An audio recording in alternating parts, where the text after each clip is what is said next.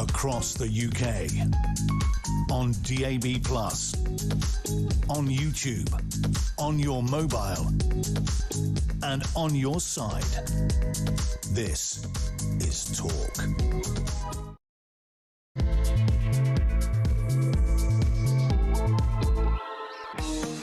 Hello there, good morning, happy Saturday to you. What have you got planned? I hope lots of fun things, or at least I hope that for the next 3 hours you're going to hang out with old Barnacle and I, because we have got 3 hours of fun ahead of us. Also news and views, opinions, the regular Saturday quiz, which, can I just say, I composed myself while doing my makeup and walking into work. Yeah.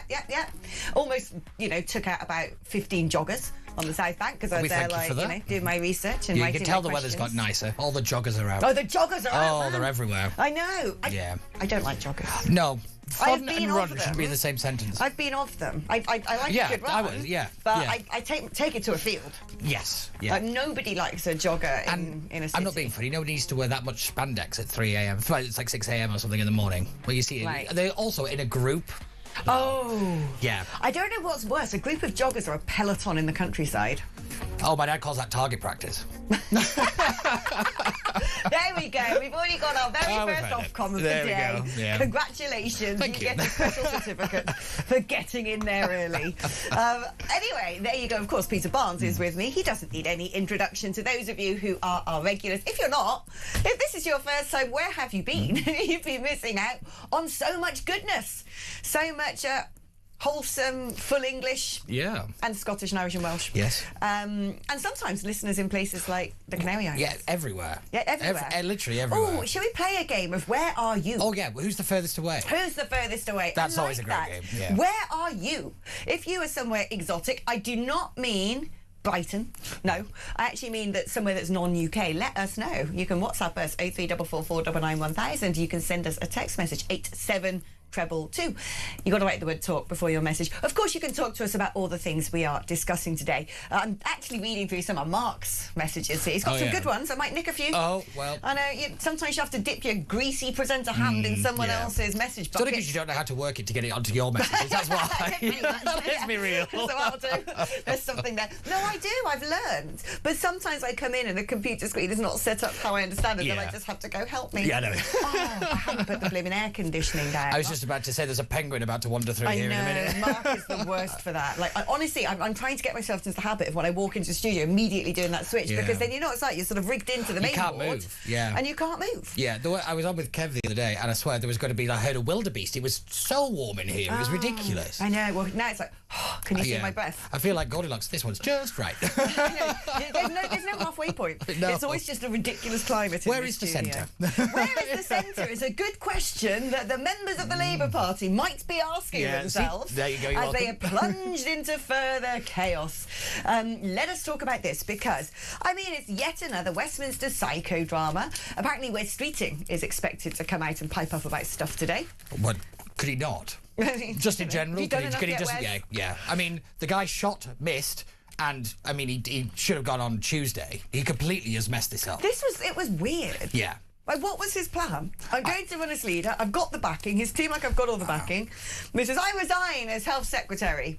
I'm not going to run as leader. Yes. What?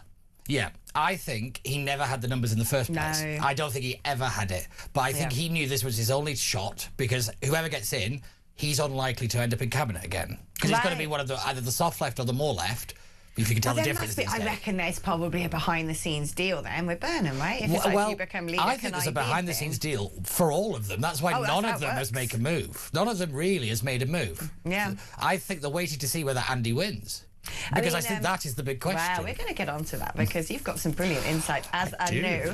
Apparently, Bridget Phillipson has become the first cabinet minister to back Andy Burnham's return to Westminster, Education Secretary, who's definitely quite leftist. I think we can suggest. Also, didn't Lucy Powell, deputy leader? She was the only one that backed him in Denton and Gordon. She was the only one that said that he should have been allowed to stand. But she's a North West MP, right? Yes, she is. They're mates. Yes. They are. But so here we go. We now essentially have a situation where almost 100 Labour MPs have publicly demanded Sir Keir resign. And this time, So Keir doesn't seem to be asking the NEC to block him. In fact, it was yesterday afternoon that Labour's ruling executive committee turned around and said, no, he can do it, which to me doesn't make sense. Why was it not okay first time round, and now it is? Somebody needs to tell me the material difference between then and now. Right. There isn't. There isn't any. There's none. So the only thing you could argue then is that Keir Starmer did intervene and did tell them that he can't stand. So that is the only way you can argue it, because there is absolutely no difference in the two situations. And one assumes this time round he didn't intervene and he wants him to stand. Oh my gosh, getting so many good messages of where people are. Who knew we had such an international audience? Sorry, I'm getting distracted by my screen here. Anyway, let us talk about this, because it turns out you've become a very busy boy. I have, yes. Why so? Because I happen to be from Makerfield. Oh, I know. The Makerfield, the one and only I know, non-existent the Makerfield. one time, this is the funny bit, is it actually doesn't exist. It's just an amalgamation of two constituencies. But it's funny, I always said it's never really served me well. It's doing me all right at the moment. I'm very busy. Let us talk about Makerfield and the significance of this constituency as compared to Gorton and Denton. Yes. Because I think it's true. I think if Burnham had run in Gorton and Denton, a lot of the sort of, youth... I used to live in that part of Manchester, actually. A lot of the youth out there who voted for the Green Party would have probably voted Burnham, I reckon. And whether the Muslim vote would have gone in that direction, I don't know. But I think there was far more of a chance that he would have won Gorton and Denton. Yeah. So why do you think that has Starmer read the writing on the wall and said, well, there's no point trying to hold back the tide anymore. It's happening, I'm doomed. Or does he have a cunning plan? I'm starting to think the guy's a genius. I really am. Only because I don't think Andy Burnham's going to win, because that constituency is not the current Labour Party. It's old school Labour. It's get up, go to work. It's traditional values kind of Labour, like the trade unions and that kind of stuff. The thing I think is Starmer realised that he could win. Andy could win in Denton and Gorton, but he can't win after the disastrous local elections, which we were talking about for 3 months. If you think about it, we knew what was going to happen. So they've dropped in the polls massively. It's become more difficult. That constituency is a very heavy reform area. I mean, in 2024, it got 38% of the vote, and that was before reform was even a thing properly. Right. So it's got game. It knows what to do. It's got an incredible ground game. The people that run the branch there, they've been training activists. They know it. They've really done their homework there, and I do think that Starmer is just like, run. You're not going to be a challenge to me. Very interesting. I think that the reform machine is heading up to the constituency. That is also, I was just going to say really quickly, I spoke to my parents on this. Activists and journalists have to be very careful. They're already annoyed about people knocking on doors. Oh, are they? Yeah. And they've all started to turn up with the cameras and all that kind of stuff. Yeah. It's not the kind of place where people noses being poked in. I went out for a cheeky little fish lunch with Liz Truss yesterday, as you do. Well, that is a sentence I did not expect to hear today. We went out for a little fish lunch, and we were talking about this, and she's getting excited about it. She was sort of, this is brilliant. This is basically, it is what a general election would look like. Yeah, that is a really good point. Because it's Labour versus Reform in a sort of, the divide of the country, everything, the sort of, the issues on the doorstep, and, if Burnham wins it, this is what all the commentators are essentially saying, which is, if Burnham wins it, then it's proven, essentially, that he is the man to beat Reform. Yeah, this is also where Reform have to win this seat. Because I think if they lose it, they show Burnham can win, they lose credibility as an inevitable myth, as we call it. This idea that Reform are naturally going to win is now massively in question. They've lost Denton and Gorton, they lost Caerphilly, now they've lost, they potentially may lose Makerfield, which had swung to Reform anyway, because that's the big point. In the local elections, they won 50% of the vote share, and won 23 out of 25 seats. So if Andy Burnham can win there, can Nigel win a general election is a legitimate question that now will be asked. And this is really, when you look at the sort of rumour mill, it's suggesting that if Burnham did win in Makerfield, that Sir Keir Starmer might just consider standing aside, which would probably be the right, to use his own language, the right thing to do. But I do like the idea that Starmer's sitting there, his beady little eyes peeping through his Lord Ali bins, looking at in the distance at Andy Burnham, going, all right, son, you want to give it a run? You just try it. You think this is a walk in the park? Yeah, go on, let's put you to the test then. Yeah, if you think about it, the process has not been complete. There aren't 81 challengers who have publicly declared for another person. They've not done the process. I don't have to go anywhere. And I think he will do it. This idea that he's under loads of pressure, in Keir Starmer's head, I don't think he thinks he is. Because realistically, he's not. He's got all these main rivals that everybody's talking about for the last month. I love it. Have not made the move against him. Raina thinks she's in there. She's not in there. She's finished. She's so done. She's done. The minute the whole when she got booted out of cabinet, but when all this started, that was when she was finished. She just didn't quite realise it yet. Actually, if you go back even further, when she became deputy PM, Kemi Badenoch said to her at the dispatch box, "You've been set up here." Because she got dumped on with all these promises and all the policies that have been terrible. They used her. And then she didn't realise it. Well, she wouldn't, would she? I like to say that she's the mascot of the Labour Party. Yeah, she is. She's the token one that keeps them connected. She's like the Hartlepool monkey.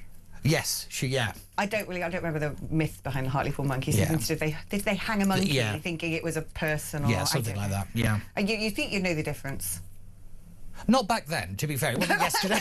Not back then. Before, Ted. I don't know how. I don't know what the monkey looked like. Yeah, I don't know what the monkey Kurdish looked like. barbers. Again, I may look old. I'm not that old. But it is fascinating, isn't it? And then, Streeting sort of just outed himself. Yeah. Mind the pun. I was just Streeting's gone. Yeah. Raina is, I think, doesn't stand a cat in hell's chance. Burnham, this is going to be a titanic battle. It really is. Do you know, it's interesting because when you look at Makerfield and look at the Brexit vote, it's the 75th most Leave voting constituency, and there are a lot of constituencies. I can't remember how many. 650. I knew you'd know. I knew it's like over the 600 mark. I was going to say 640, so there we go. It is a very Leave voting constituency. I think it's over 60%. Yep. It is sort of working class. What is it demographically? 97% white. Right there. This is why your phone's ringing off the hook. Really is. You're the Makerfield, is going to be very. You're Makerpedia. I'm Makerpedia. Maybe not. We're not getting that to stick, but I do think this is interesting because the Muslim vote doesn't exist. There's like three people. This is just battle of the heart of Britain. It really is. Which is weirdly always what we're seeing in terms of today's demos as well, which we are going to talk about a bit later. I just want to say there are. I'm so distracted. I wish I'd never asked people, where in the world are you? Yeah. Because I am astonished at our global spread. I mean, seriously, I'm just sitting here, my eyes are down. I know, yeah. What? Where are you doing? Huh? Are you ready for this? Because this is absolutely... I've got the dog end of Mark's messages. Let's roll up there. I love how Mark's got really great messages. They're rubbish now. I don't want to know. Right, so here we go. Oh, right, this is where it begins. Oh, what? So actually, this is weirdly the end of Mark's messages. Someone's called John Roberts in Germany. So, we didn't even ask for that one. That was a bonus. That was a sort of, get the ball rolling. Yeah. So we have Debs in cloudy Lanzarote. Lucky you. Yeah, Debs reads it all the time. I recognise it, just Lanzarote. My Landsfolk, they're my favourites. John, expat West Countryman, listening every day in Queensland, Australia. Wow. And he's uniting the kingdom from the Gold Coast today. We've got Lachlan in Australia. Yeah. Is it you? Is it the boss? Is it the boss? Is it Lachlan? Lachlan. I'm going to say. If it is, Serious I love you. When I shook your hand once in the green room, your skin was the softest I've ever touched. Yes, I met him once here. I'm like, you smell rich. I know. I felt like I was meeting the Sun King. Yeah, I feel like doing a curtsy.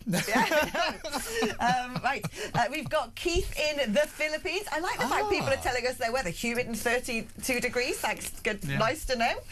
We'll get out the no matter where you are, you're still British talking about the weather. We've got Jill in Thailand. Wow. We've got Archie in Quebec City. We're not even a tenth of the way through, my friend. That's amazing. We've got Carol in the Costa del Sol.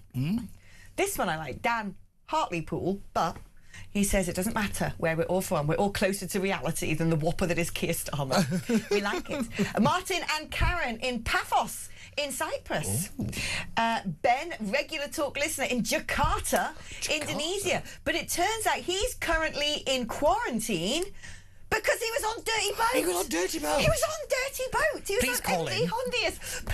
Please call Ben, in. we want to speak to you. Yeah. Tell us about We that need to know boat. about We it. need to know. Kerry in Abu Dhabi. Guy in Houghton, Utrecht. Graham and Nancy in Murcia in Spain. Mick in Thailand. A lot of people in Thailand. And this, someone's also said, oh, Ben, this is Dirty Boat Ben. Yeah. I said, also managed to tune in from South Georgia, Tristan da Cunha, which is the world's most remote inhabited island, and St. Helena. I presume he works on the boat then. Basically, if we had one of those... yeah, actually. Yeah, he must do to get to... No, but he was on... The boat didn't just stop. It went from Argentina up to... I just presumed with that he must travel a lot, so I presumed he therefore must work on the boat. Because that's what boats do. But hold on, if you're a passenger on the boat is still travelling with you on it. That's Yeah, the but I didn't know purpose where of a the boat cruise. was going. I didn't know I don't know that much about Dirty Boat. Well, when Ben gets in touch, we'll know everything about Dirty Boat, including whether or not he's working on it. There you go.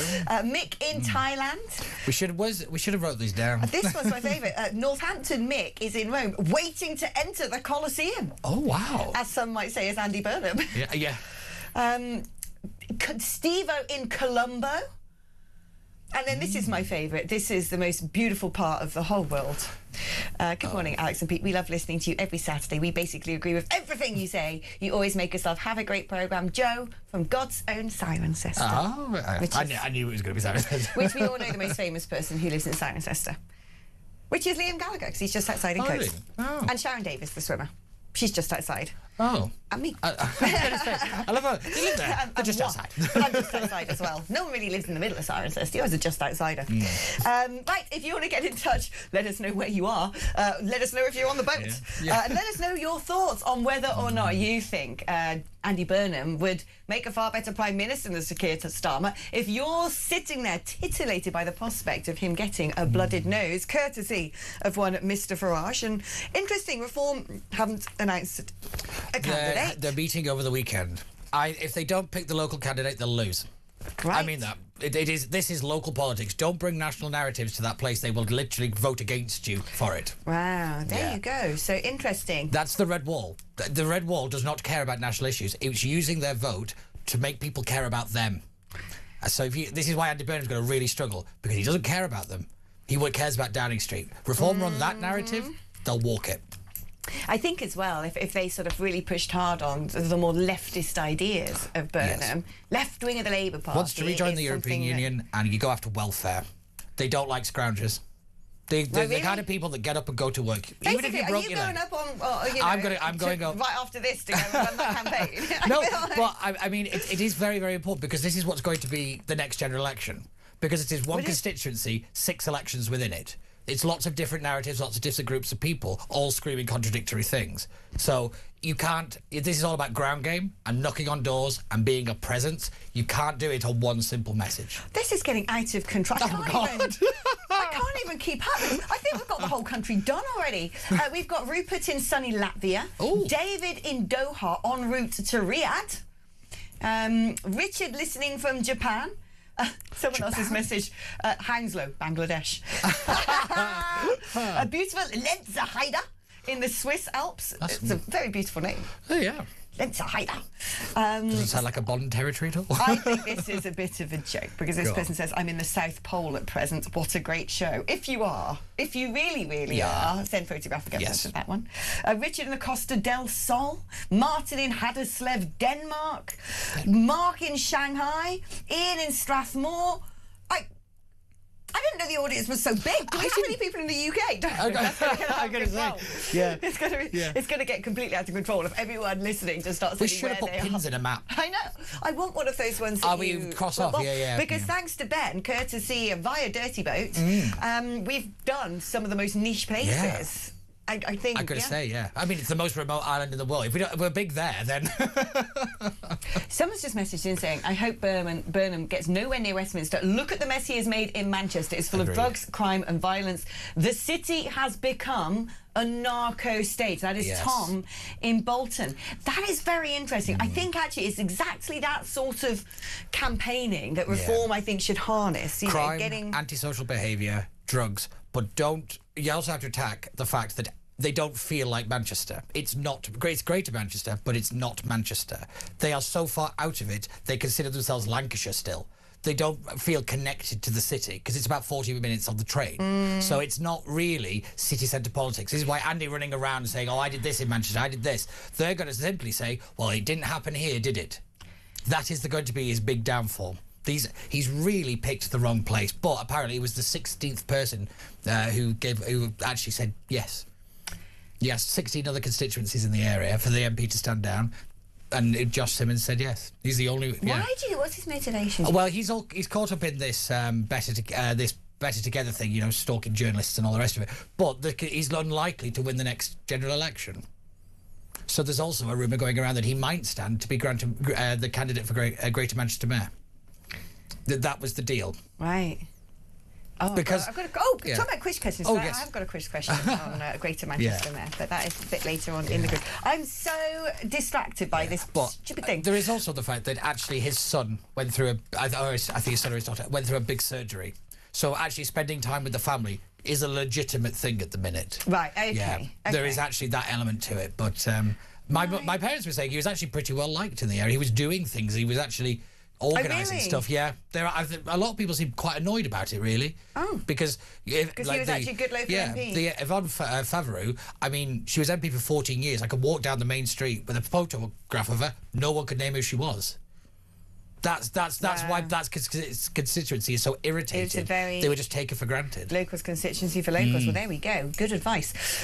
Dave in Dorset says, Alex, please give that jacket back to whoever owns it. I do. Why does it... Does it look funny?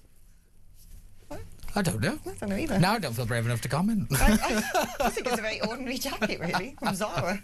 Archie is watching from Somalia, in brackets Bristol. These are funny. Paul currently offshore Senegal. Look at that. And Adam in Dubai. William in Hua Hin in Thailand. Oh. Mark in Islamabad, sorry, Tower Hamlets. Chris in Mallorca. I mean, I think we're basically... This is insane. Yeah. Right, we have got to go to a break, but before that, of course, we have... The pen. Oh, you need a pen? Thank you. All right. Thank you very much. We have our first quiz question. Yes. It's not tech up No, it's not. I was just about to say it's not tech up. It's a whole new game. Shall we say it anyway? Tension bed. Tension bed. We may or may not get the tension bed. There we go. Tension bed. Labour's NEC has cleared Andy Burnham to stand in the Makerfield by-election on June the 18th. The date is the anniversary of what other epic historic battle? All right, ladies and gentlemen, we're back just after this.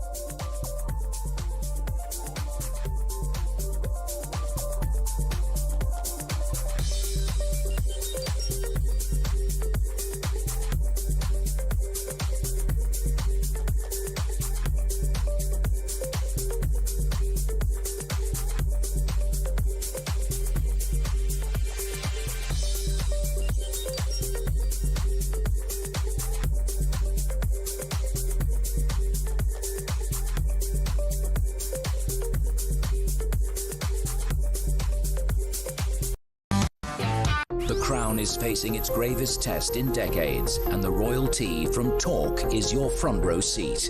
With royal reputations under pressure and probing questions about public trust, we unpack every twist and revelation with the There's now only one place for the home of common sense. So head over to your App Store or Google Play and search Talk now.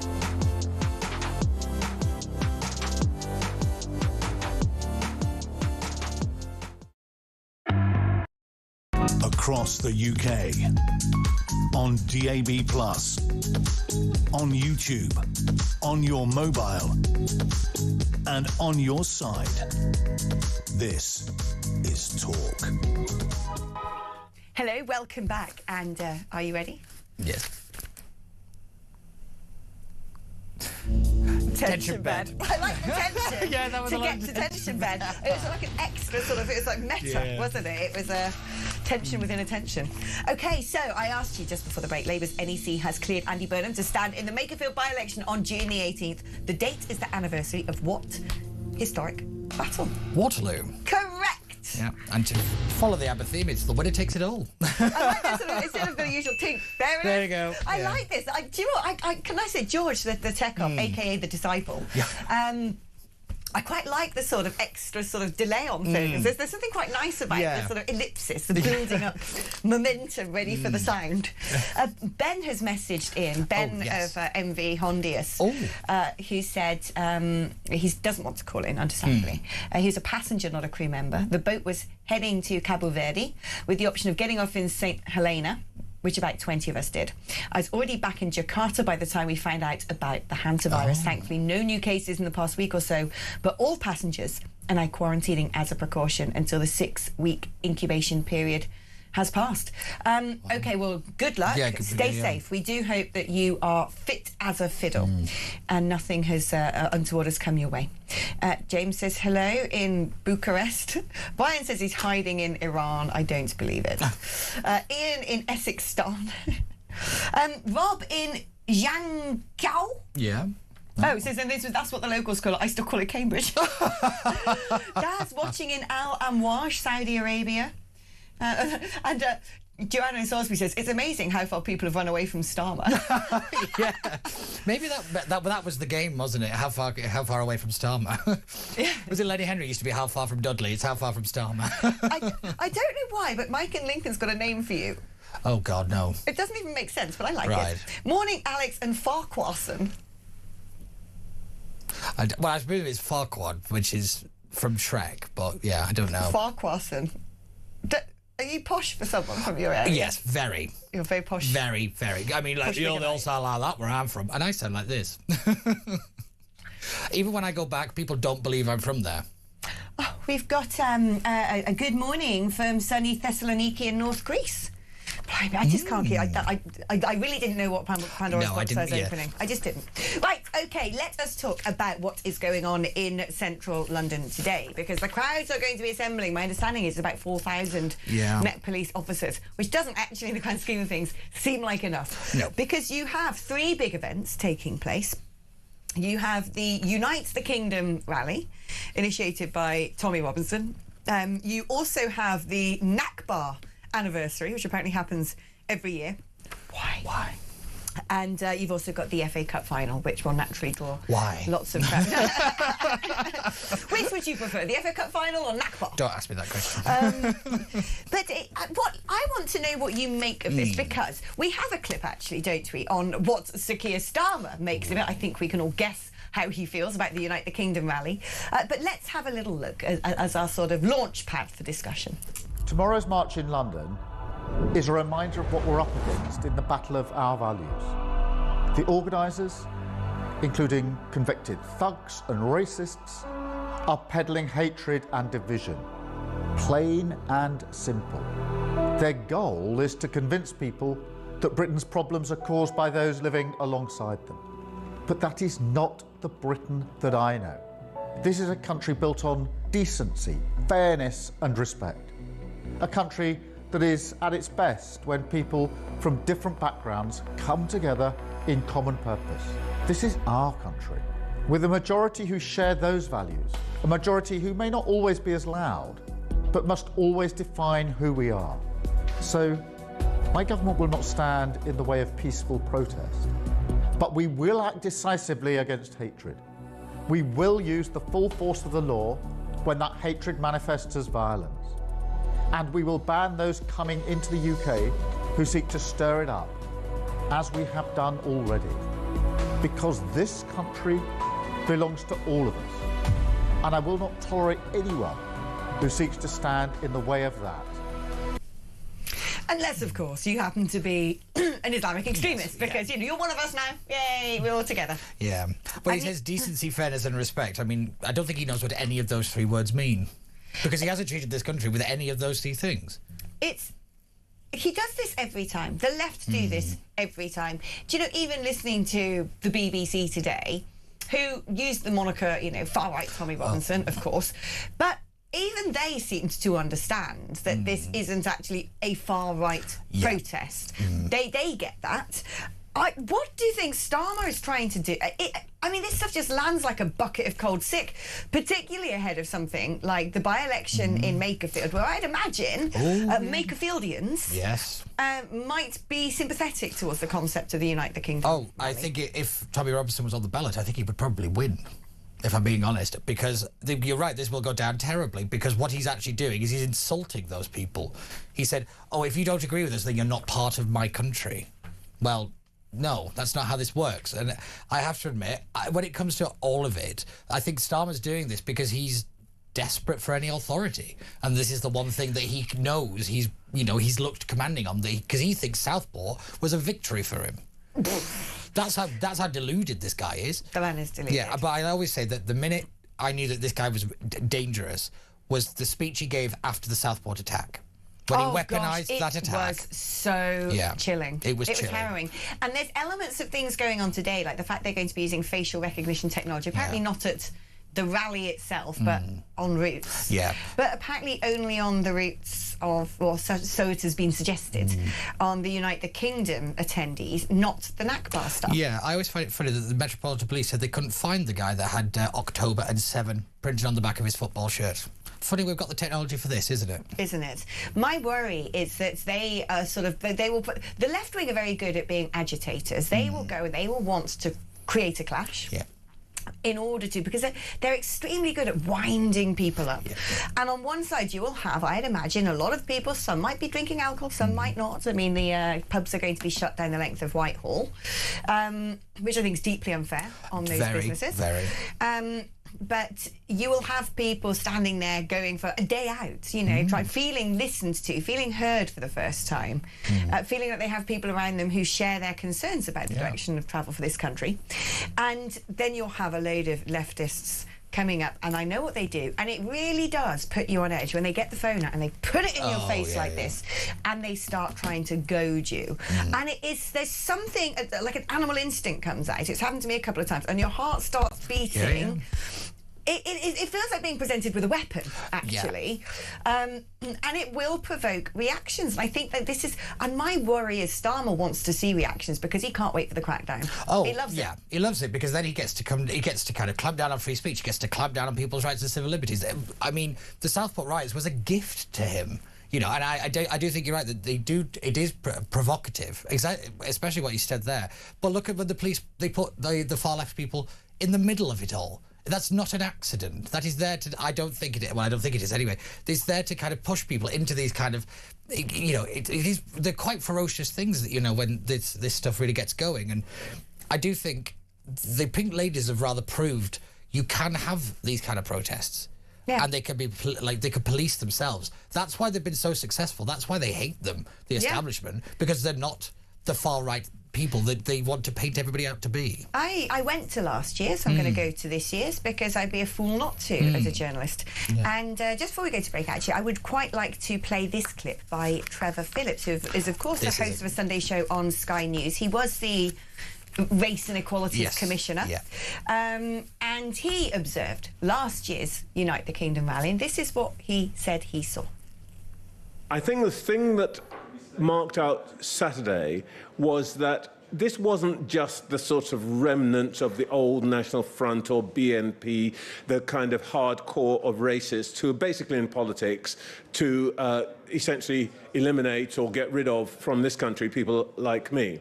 This was a rally of more than 100,000 people, of the sort of person that you'd meet in a country pub if you've gone for a walk. Or if you're going to the theatre, you might line up next to while you're waiting for the loo or a drink at half-time. This was, if you like, the quiet middle Britain. That is the thing. That is what I observed. And this is what the left wing are failing to understand about the country, because they think everybody is like them. Yeah. Right, let us do, because we are always running over on time, me. Always. Terrible timekeeper. So here we go. Let's get our next quiz question in. Tension bed. Who was the Labour MP who first publicly demanded that Sir Keir Starmer face a leadership contest? Overnight celebrity. Who was that MP? OK, we're going to take a break. Answer coming up after this.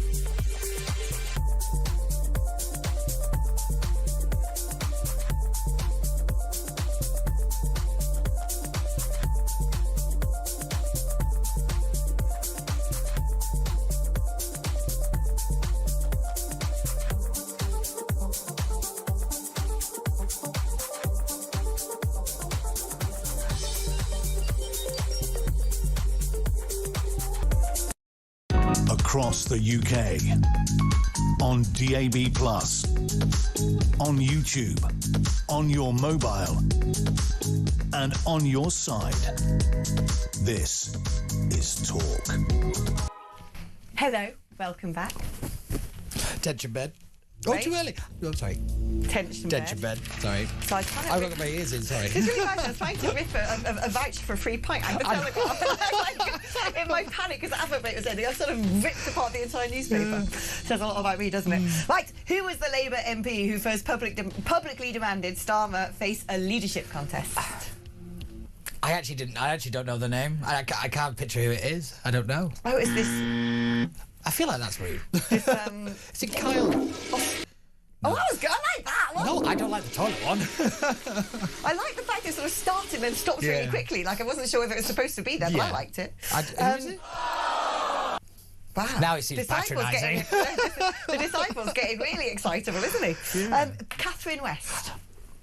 I like the No. You sort of like did this I don't think sharp that's, intake I don't of think breath. that's right. There's lots of people that have said that he should resign before Catherine West. Are she you was questioning the quiz? I am. Because I'm sure there was a guy on GB News and other things that have said that he should resign. I know, I realise the other place, as Andre Walker likes to call it, the other place. Well, but yeah, apparently. she was the one that's, after the local elections, she was the first one to come out and say it, but not the first one to say he should resign. Oh, pedant. Correct. It's the word you're looking for. Thank you. You are going to get in trouble, disciple. Not from me. When Tech-Op is back, I'm going to dob on you. Right, OK, let us carry on picking up, a few more. Tony Milan, Yes. Bergen, Norway, and Matt in, this is my favourite, Saudi Arabia. Yeah, that's very good. Brilliant. Right, let us continue talking about the Unite the Kingdom Nakba Day multi-march extravaganza in the middle of London and speak to former Met Police DCI Chris Phillips. Welcome back on the programme, Chris. Talk to me about the policing of this event. People have been quite critical of Mark Rowley, aren't they always, suggesting that he shouldn't have let the Trafalgar Square be taken over by Unite the Kingdom. I was listening to an organiser of Nakba Day, whatever it is today, saying, well, this happens every year. You know, clearly Robinson wanted to be provocative by putting it on the same day. I'm not sure Tommy Robinson actually has the calendar of Muslim events up his sleeve, but who knows? But what is your feeling about this? Because it is going to be a testing day for the Met Police in Britain's capital. Yeah, it is, and why shouldn't they protest, really? They've got every right to do that. The incredible thing is, actually, this is not a big event relative to what the Met Police have policed over the years. This is not huge. Every weekend there are football matches with 50, 60,000 people floating around. It's not a big thing. I think the trouble is it's been politically blown up, particularly to cause friction, and that's so disappointing. And the police, of course, with any event like this, would be concerned of major disturbances. But that's not new. You know, we have been having these for many years, and I've been part of many policing operations for events far bigger than this. And is the handling of this going to be to try and determinedly keep the two events completely separate, so never should they meet? Yeah, that's the aim, but of course that's always very difficult. The march and the protest and things can all happen in one place, but of course that doesn't stop people from leaving and going somewhere else. Listen, this is a political ramp up of a very normal demonstration that really shouldn't have been done. I mean, is there a suggestion on whether or not they should have said, well, look, yes, have your event, Tommy Robinson, but don't have it on this day because there's already. I mean, apparently the appeal to host an event in Trafalgar Square was put in first by Unite the Kingdom, not by the pro-Palestine demonstrators for Nakba Day, despite them saying that they've been having some sort of Nakba Day event every year since time immemorial. Is there a question to be answered on saying, well, you know, in terms of the Nakba Day, that is a specific set-in calendar day that does happen, so please move your rally to another date in the calendar? Well, it's very much first come, first serve, isn't it? And I just don't get this whole situation. It's something that's been blown up. Of course, the police want to deter people from causing trouble. That's absolutely part of their job. Of course, they would want to stop known troublemakers coming. Absolutely. But really, this has been blown out of all proportion. And I think we should get some sensible policing around this. Don't get too excited about people getting, doing their lawful protest, and let them enjoy the day. And then in terms of the sort of controversy surrounding facial recognition technology, it's been suggested by various people that facial recognition technology is going to be used to monitor those who are marching to attend the Unite the Kingdom rally, but not being used on people at Nakba Day. Despite when you look at, as well, sort of outlawed words and outlawed terms, those I think are sort of more directly connected to statements such as globalise the intifada, death to the IDF. Yeah, I don't understand why they would do that. This seems to be silly and asking to be for criticism. If you're going to do it once, you're going to do it for everyone in demonstrations during the day. Facial recognition is very much a double-edged sword. It's great for catching people who are wanted, who are already on the criminal list. If a facial recognition system catches someone that's wanted for murder, that's a great thing. But we've got to be very careful about overuse and being used by governments that maybe want to crack down on things that at the moment aren't even unlawful. Oh, I'm going to pick up on what you've just said there, because that is my sensation as well. That is my suspicion. I know as well that Tommy Robinson asked for anybody attending to not cover their face. He has explicitly said we don't want racists, we don't want troublemakers. This is a positive family day out, and we definitely do not want facial coverings. And yet we know at the Nakba Day, that is, everyone will be wearing kaffirs over their faces and shouting extremely provocative things, which they will say, no, this is fine. Oh, it's, jihad just means peace and love and kumbaya, or whatever it is, the excuse that is made. So do you get a sensation here that actually the police are being gamed by the current government to, as you said, sort of stoke division quite deliberately in order that they might have some sort of outcome that they could then encourage the police to crack down upon? I really hope not, but I wouldn't be surprised. The trouble is the police are in a difficult situation. They're there to try to keep the peace. And they are, doing their job and will do their job, I'm sure. But it does just allow themselves so much criticism if you're going to use facial recognition on one group on a particular day, then use it on everyone. And then no one can accuse you of being in any way tainted by this. So I really don't understand that. But I would say that, as I've said before, policing these sort of demonstrations is not new. There's a demonstration every weekend in London. There's a football match with thousands of people that go every week. In fact, there'll be less football fans around this weekend than any other. So I don't know why all this fuss is being made of two demonstrations which should be quite civil. One thing I would bring up on what you've just said is one law I would like to see brought in, and that's facial coverings at all. I don't think people should be allowed to walk around the streets with their faces covered, because invariably that's a situation where people commit crime, and I don't think that should be allowed. I fully agree. It's also very intimidating. If I get on a tube and a kid comes on, hood up, COVID mask on, I'm scared. It makes me bristle. I get a knot in my chest in the same way I'm walking down the street. And if someone comes out of the tube behind me, again, with a mask on, you feel like you're about to be biffed over the head with some sort of weapon. It's extremely horrible. And also, thank you so much, Chris, for your bravery in what you have voiced today. Chris Phillips, former Met Police Detective Chief Inspector. I mean, what do you make of that? Chris basically saying it does feel like the government are politicising these events, politicising the way that the police are used. Yeah. I feel sorry for the police in all this, the piggies in the middle.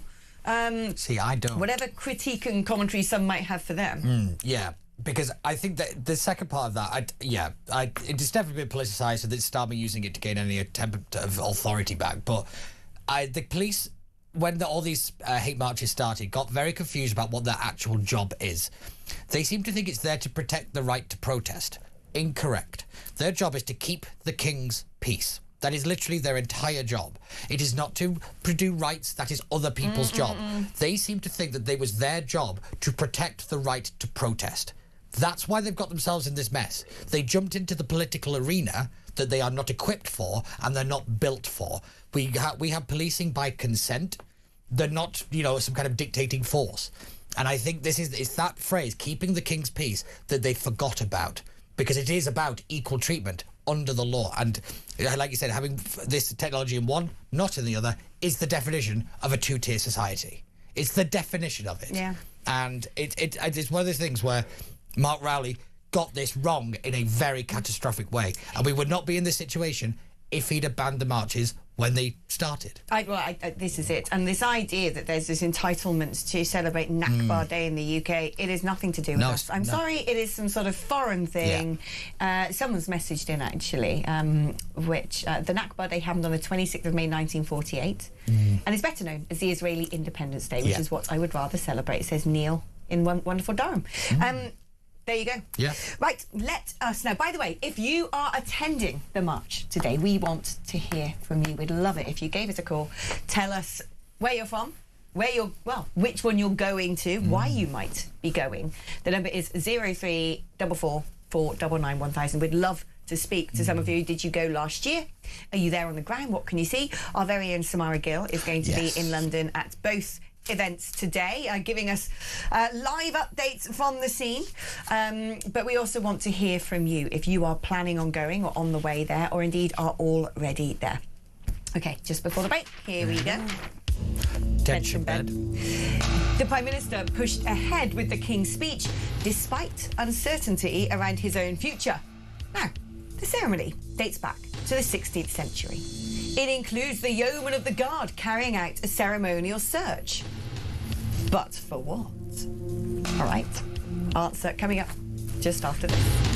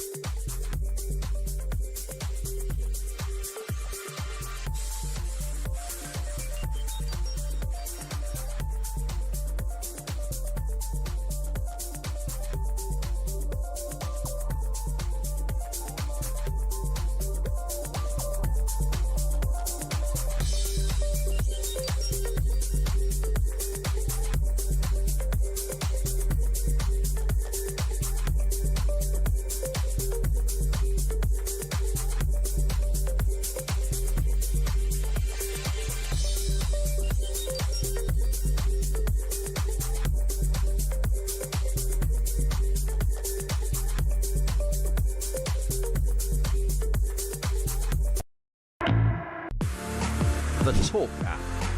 You can watch, catch up and listen to all your favourite shows and podcasts anytime, anywhere, all on the Talk app. Watching and listening to Talk just got easier. There's now only one place for the home of common sense. So head over to your App Store or Google Play and search Talk now.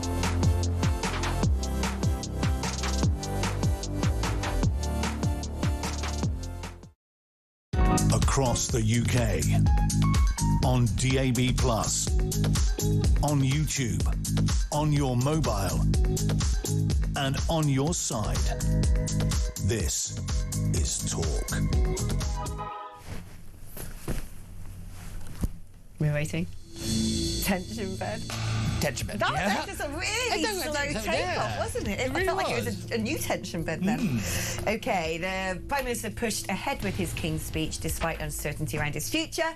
The ceremony, you know, with Black Rod, who comes and raps on the door with his cane. It dates back to the 16th century, and it also includes the Yeomen of the Guard carrying out a ceremonial search. What were they looking for? Gunpowder. Correct. Where? It's under the it's in the cellars of the houses. Correct. At the Palace of Westminster. It's the Gunpowder Plot. Why? To kill James I. Why? Because they were religious fundamentalists. Why? They were, I don't know. I didn't go that far back. But no, it's funny actually because I was basically pretty much I watched it with my partner and he's Italian, so I was explaining every single bit of what they were doing and all the rest of it. He looked at me and says, "How do you know this?" I went, "I don't have a life." Also, I feel like everyone who's into politics knows all those weird details. Yeah, but I think that's what makes Britain, the weird detail. Yeah, we love weird details. The fact that that's not changed and we still do it. No. Did you not hear what Starmer said earlier? What makes Britain is Nakba Day. Clearly, yes. That is now the new sort of national ceremony. Yeah, I'm not on the email train. I missed that one. I know. No one sent me my free kefir through the post yet. Sam is listening in Tirana in Albania. Oh. Here we are. Right, let us go to calls, shall we? Because first up we have David in Wrexham. Hello, David. Yeah, hi there, Alex. Hello, right, what do you want to talk about? Are you on your way to London? Are you attending the march? You have thoughts on these events? No, I'm in North Wales. I just wanted to give a slightly different perspective on this Labour leadership thing. And I've never voted Labour, and there's no reason I ever would. However, you've got this situation now where there's going to be a potential change of leader in the Labour Party, a new Prime Minister, which, you know, other things equal is going to be is bad to the country. You know, other countries looking at us. We can't keep hold of a Prime Minister. The gilt interests are going up. The pound's down. This is driven by a load of 80 or so backbench Labour MPs who don't give a hoot about small business or tax-paying working people. I'm a big advocate for small business and for tax-paying working people. It's really important for me. Now, these backbench Labour MPs who want to drive this change in leader, drive this change in PM, all they're doing is damaging the economy. They don't care because the people who vote for them are probably people on benefits or public sector workers whose incomes are protected and ring-fenced, unlike hard-working people in the private sector. So I just really want to make this point about thank you. Yeah, it's a very important point to make, isn't it? Because, you know, it's funny. Everyone's sort of, you know, they love pulling the Liz Truss lever every time there's PMQs and it gets a bit difficult for them. The Labour Party, this is, and yet they have trashed the economy in a far worse way now with all of this. But they were the loudest foghorns about the constant change of Prime Minister under the Conservative Party. They've seen with their own eyes the rubbleised remains of that party as a result of these parlour games. And they can't help themselves. Here they go, they're doing it again. What has gotten into our politicians? Well, it's more what's gotten out of it, and it's integrity.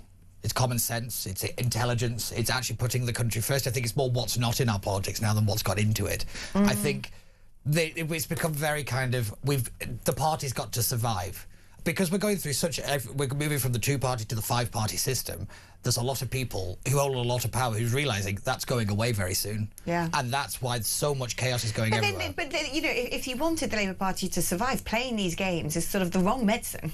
Intelligence is not in our politics anymore. It is. Yeah. I do find it quite laughable that they're bringing back, you know, the former advocate for the paedophile information exchange, Harriet Harman, to be the new safeguarding person for women and girls. The guy who sold the gold bullion off at the lowest rate it's ever been. Exactly. The Gordon Brown now, coming here to sort of now watch over the economy. And it's like, you've got about 400 MPs. Are they all that rubbish that they can't do anything? You have to like literally go grave digging. Literally, Labour's past. I know, yeah, but it's crazy. It is a very good point, because people keep saying that, you know, if there's a big economic moment, I think Nigel's come out and said this, that, you know, it'll force a general election. No, it won't, because they don't understand the economy. Shall we try and squeeze in Jane in Cheshire before we do our question and then take our final break of this hour? Jane, how are you doing this morning? I'm fine, Alex. Thank you for having me on. Pleasure to have you here. What is on your mind? Where are you? Are you in Cheshire? You coming to London? No, I'm not coming to London. No, I am in Cheshire. No, I wanted to speak to you about the by-election in Makerfield. Oh, yes. Tell us. Yes. My thought is that I'd actually forgotten about the Angela Rayner stitch-up by Keir Starmer. I think he's done exactly the same thing with Andy Burnham. I think they've chosen a seat that he really can't win. It's a Brexit seat, and Andy Burnham, one of the very first things he said he's going to do is take us straight back into the EU, into the single market, into the customs union. Yeah. Bypassing the democratic will of 17 million people. Well, he's bypassing the democratic will of the people who voted him to be Greater Manchester Mayor, the people who voted for Josh Simmons to be their MP, the people who voted for the Labour Party under Sir Keir Starmer as leader. All of it is just pure politicking. Jane, very good observations. Right, we will talk about that a bit later on in the show, because you know it's the end of the hour. Yes. Got what we call the hard out. Yep. So we've got a specific time. I can't be late on this advert break, so let us squeeze in a quiz question, shall we? It is Eurovision this weekend, on top of everything else. I know, yeah, that's the worst thing that's happening today. That is. Yeah, I'd rather do Nakbar Day, personally. What is the name of the artist who is representing the UK? I don't know either, but I did have to look it up because I decided to write a question on this, and no, I haven't heard it. And I really never want to. We didn't. Hold on, we missed something. Tension. I noticed that. Yeah, but we're going to hard out. I know it's a hard out. Hold on. Tension bed. Tension bed. Oh, we're all over the place today. Anyway, on that note, who is our Eurovision entry this weekend? The answer's coming up just after this.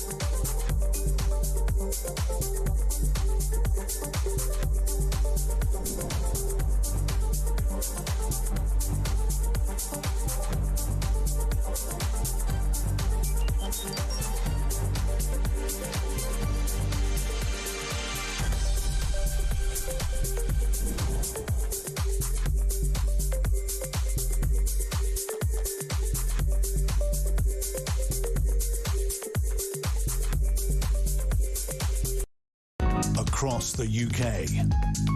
On DAB+, on YouTube, on your mobile, and on your side.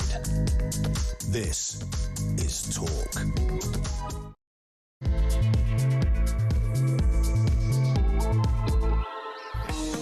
Hello, welcome back to the show on a... Well, it's a nice looking Saturday, isn't it? It's all right. I looked at the weather app early when I was deciding what sort of outerwear was required for my trip down to Trafalgar Square later, and I don't know. No, I was exactly the same. The weather is sort of like, it's weather roulette at the I always moment, love isn't it? the most British thing ever is the Levellers, who were supposed to march on Parliament from the north of England. They didn't because it was raining. My mates stay with me at the moment, and every morning I wake up about to do something, I'm like, do you know what the weather's going to be today? Yeah. And it's like, I'm not a weather station. Like, why do you keep asking me Yeah, this? I get that one. But we went up to the Slad Valley. My bestie Belinda, who I'm meeting a bit later, came to visit me in the wilds of Gloucestershire. We went to Slad Valley, Laurie Lee land. Yes. Yeah. Beautiful up there, beautiful. Went to the Woolpack, which is the pub they used to frequent. Whichever you come down Viz, I'll take you, because it's like, it's chef's kiss amazing. They've got proper ciders, local beers, cider made in Slad just down Is the it the road. one where your face goes like that? Yeah. You've got facial tics, yeah. And but they also sort of serve things like deep fat fried tripe and ox tongue. Yeah, proper stuff. Yeah. Good stuff. Anyway, we went there, and as we arrived in the car, it's on quite a high sort of plateau. As we arrived in the car, there was snow. Actual snow crunching underfoot. Yeah. And we went in, had our lunch, an hour later came out, and it was like, it's just like bikini weather. It's like, what is going on? It's one thing I always love about this country is you can have 4 seasons in an afternoon. I love that about spring. I like being challenged. Yeah. It's always not like we're fun challenged enough. to be a bit on edge. Right, we've got to do, by the way, the answer, and so I'm going to say this really slowly to give Disciple the chance to get it going. The answer to Now he's really our question. Tension bed. Tension bed. Exactly. He had that lined up ready to go. We love the Disciple. Yes. Right, it's Eurovision this weekend. Hurrah! Said nobody. What is the name of the artist who is representing the UK? Is it Look Mum No Computer? Yeah, it is. Yeah, Well done. How did you know that? Because I've been on another thing and spoken about it. Yeah. It's your clan, isn't it? It's sort of like, actually, I was on Jeremy Vine, if you must know. I was going to say, I thought to be part of your community, you have to watch it by law. Oh, no. Well, you kind of do. That's why I'm not really... You can go... Yeah, I'll see you afterward. But also, it's come back to it. I'll get a sentence out in a minute. It has come back to me what the song sounds like, because somewhere in the recess of my mind, I'd locked it away. But isn't it in German? There's 3 numbers of it. Eins, zwei, drei. Like, why are we doing that? I don't know. I don't know either. Something pepperoni. To be honest, it's actually not that bad, but it's not for Eurovision, apparently. Because they like a big kind of like ballad belter thing. Someone singing Eins, zwei, drei, pepperoni sounds exactly like Eurovision to me. It's not camp Well, enough. is Eurovision... That's not camp enough. No. When you actually watch who it is, it's much more of a kind of grungy kind of thing. It's not right for you. It's not camp enough. There's not a person with a pronoun. It's not that thing. So if they'd have done that. Instead of do, re, mi, is that the new pronoun pronoun scale? Yeah, I identify as Julie Andrews. Anyway, there we go. I will not be watching. I would rather put needles in mine eyes. Yeah. Well, you can't watch if you're in Ireland. Because they've or Spain, woke socialist countries. Yeah. No, you can't, because Israel. Yeah, exactly. Hi. Anyway, let us turn our attention back to the politics of the week, because there's plenty going on there, plenty to talk about. And I thought we'd get a bit of a conservative perspective. All right. Well, I think more my producer thought we should get a conservative perspective, and I totally agreed. Yes. So I'm now making Matthew Goodwin Freeman feel like he's not welcome, but he is very welcome. How are you doing, my darling? Good, thank you. How are you guys? I am very well. Look at your bookcase. It's a bit of a tidy up, my friend. I like your MAGA hat everything there. on it. Everything on there. Don't worry. Most important is obviously my book, but I shan't. Have you got the weirdest thing on your bookcase? Can I say what look like Spider-Man flip-flops? Oh no, these are the the flip-flop Keir Starmer ones. Yeah. What? That's what those are. They sold them at Conservative Party conference. Keir Starmer. Yeah, because he flip-flops. Oh. Yeah. Yeah. Available on the Conservative Party shop if you want, or good Christmas present for everyone. I might send one to Downing Street if he's still there in a few weeks. Ironically, the better than to Keir Starmer is. I remember about 10 years ago, back in my sort of UKIP 1.0 days, when I was first working with Mr Farage, some of the treats they would sell at conference, and there were, let's call them prophylactics for sale, and on the package it said, never waste an election. Yeah. Yeah. Anyway, that's probably a bit on the nose. I was going to say, 7 past 11 in the morning. I remember those ones. Actually. I remember those. Yeah, and there was something about better off out. That's the one that my room went to. I know. Anyway, right. Let us first of all talk about. Let's talk. There's so much to talk to you about, Matthew. Let us first of all talk about the Labour leadership election. Did they not learn from your political party that the general public, the Westminster bubble loves it, the media loves it, but the general public, frankly, find it quite disgusting and disrespectful and anti-democratic to play musical chairs at the top of a party? Yeah, exactly. I mean, we are the experts when it comes to leadership challenges in the Conservative Party, but at least when we pulled the trigger, we were ready to go. I mean, the Wesignation didn't even have the numbers, it seems, behind him. The by-election Burnham, which he's not got a chance of winning, frankly, that looks like it's going to go to Reform with the Greens throwing everything at it. And then you've got, ready for Rayner, we think. But, she's finally paid that tax bill. Don't worry. So she's in the mix. It's just been such a week. They say a week's a long time in politics. I mean, the last half of this week feels like it's been a long week. But let's see what happens. We could end up with a situation where we're still with Keir Starmer in a month or two's time. That's sort of what I slightly suspect, strangely. And by the way, if people heard someone sound like interference on the airwaves, it was Peter Barnes and I doing a round of applause after you said Wesignation. That was Loved brilliant. it. Yeah. We really loved it. We just looked at each other and went, brilliant. You've got a job writing headlines at The Sun after this, for sure. Yeah. What do you think the Conservatives are going to do? Are they just going to go, well, there's no point, let Reform and Labour slog it out? Or do they think they can sort of put a candidate in the constituency and potentially create a spoiler for Reform?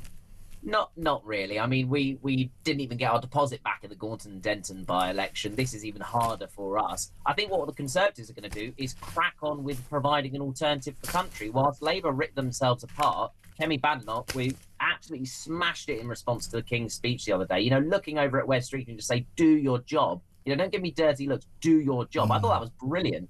But I think the Conservatives are going to crack on and say, look, whilst Labour are ripping themselves apart, this is what we would do if we were in charge. Things like more money for the army, actually defending our borders, sorting out the situation on the coast. I mean, I know we're going to come on to talk about the 11 far-right agitators that Keir Starmer's blocked. I mean, it's good that he's been able to block someone coming in from this border. He's discovered borders. You're earning your strap today, son. You're doing a good one. I've not been able to be on all month during the elections, so now I'm stored them all up. I did with that. That's only a reason to rarefy you, I'm afraid. No, but listen. But before we move on to the Unite the Kingdom rally, I have to ask you about this. You talk about the local elections. What did you make of what happened in Worcestershire County Council? Which is where Reform UK gained control of the council a year ago. But there has been some infighting. I don't know much about it, but it doesn't look particularly ideal. But then what happened is the Conservatives teamed up with the Green Party and the Liberal Democrats and Independents to basically form an anti-Reform minority coalition and have put a Green councillor to lead the council. No, it's ridiculous.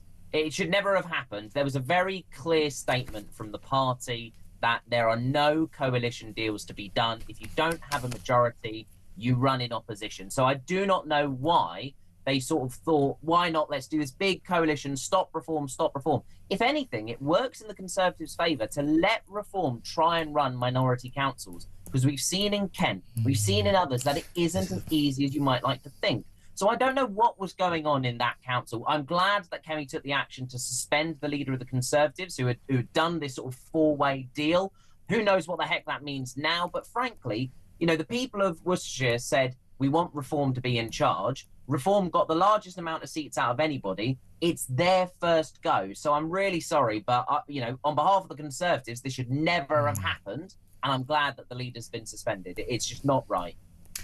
And let us talk now about the events taking place in London today. Where do you sit with all of this in terms of should both events be allowed to take place? Yes, you've just got to throw out all the police. There's a controversy over facial recognition technology. And of course, there was Sir Keir Starmer basically doing a speech to camera, talking to his public, which he seems to only like to do when he's got the opportunity to label part of the country as racist. Yeah, have Labour not learnt their lesson? When you decide to sell half of this country as racist or far right, it doesn't sort of go well. I mean, I love the fact that Keir Starmer is saying we're going to have all these police, facial recognition on the Unite the Kingdom protest, which went ahead last year, absolutely fine, no issues, no problems. But then every single weekend we've had these pro-Palestinian marches chanting from the river to the sea, death, death to the IDF and free, free Palestine. Videos of it going around all over social media and the police standing by doing nothing. But no, we're not even going to use facial recognition on any of them. We're not going to bring in the same dispersal orders or no face covering orders that Unite the Kingdom's going to have. It is typical two-tier policing. But what do you expect from this Labour government that is absolutely living in 1984? They're surveilling everything we want to do, clamping down on anyone who has an opinion that they don't agree with. And so, look, they say about 80,000 people are going to be in London. I'm sorry, you might want to add another 0 to that. Last year, there was nearly 500,000 people, estimates say, in London for the United Kingdom rally. With 2 protests going on at the same time, who knows how many are going to be there. Oh, I think it could get rather interesting, but let us see. Let's talk very briefly before I let you go about the fact that the Home Office have banned foreign attendees or foreign speakers from attending Tommy Robinson's rally. These include the independent journalist Ezra Levant, who is Canadian, works with Tommy Robinson, Colombian-American anti-Islam influencer Valentina Gomez, the American commentator Joey Manorino, Spanish personality Ada Lush, Dutch anti-immigration activist Eva. I love Eva and I know her personally, but it's a Dutch surname. Eva V, we'll call her. US podcaster Don Keith. But I think one of the most staggering to me is a Polish MEP, Dominik Tuschinski. When you remember, it wasn't that long ago that Starmer and Lamy and all of those were like raising a toast by the fact that their number one concern was allowing an Egyptian terrorist to be reunited with his mother in the UK. I don't know if you remember that story. It was like, what on earth? But out of all of these people, I was an MEP, right? I know as an MEP you get a magic passport called laissez-passer, which in theory gives you diplomatic immunity, that if police anywhere try and stop you, whip out your magic blue MEP passport and that's it. You should be able to be let past. What do you make of banning these people? It's not like these people are criminals. As far as I know, none of them have committed crimes. They just have opinions. Well, this is the thing. The government doesn't like an opinion that they can't agree with. As I joked earlier on, 11 far-right agitators get blocked at the border, yet we have small boats coming across nearly every single day. Maybe if they all jump in a small boat, then they not only would get here, but they'd have free accommodation as well.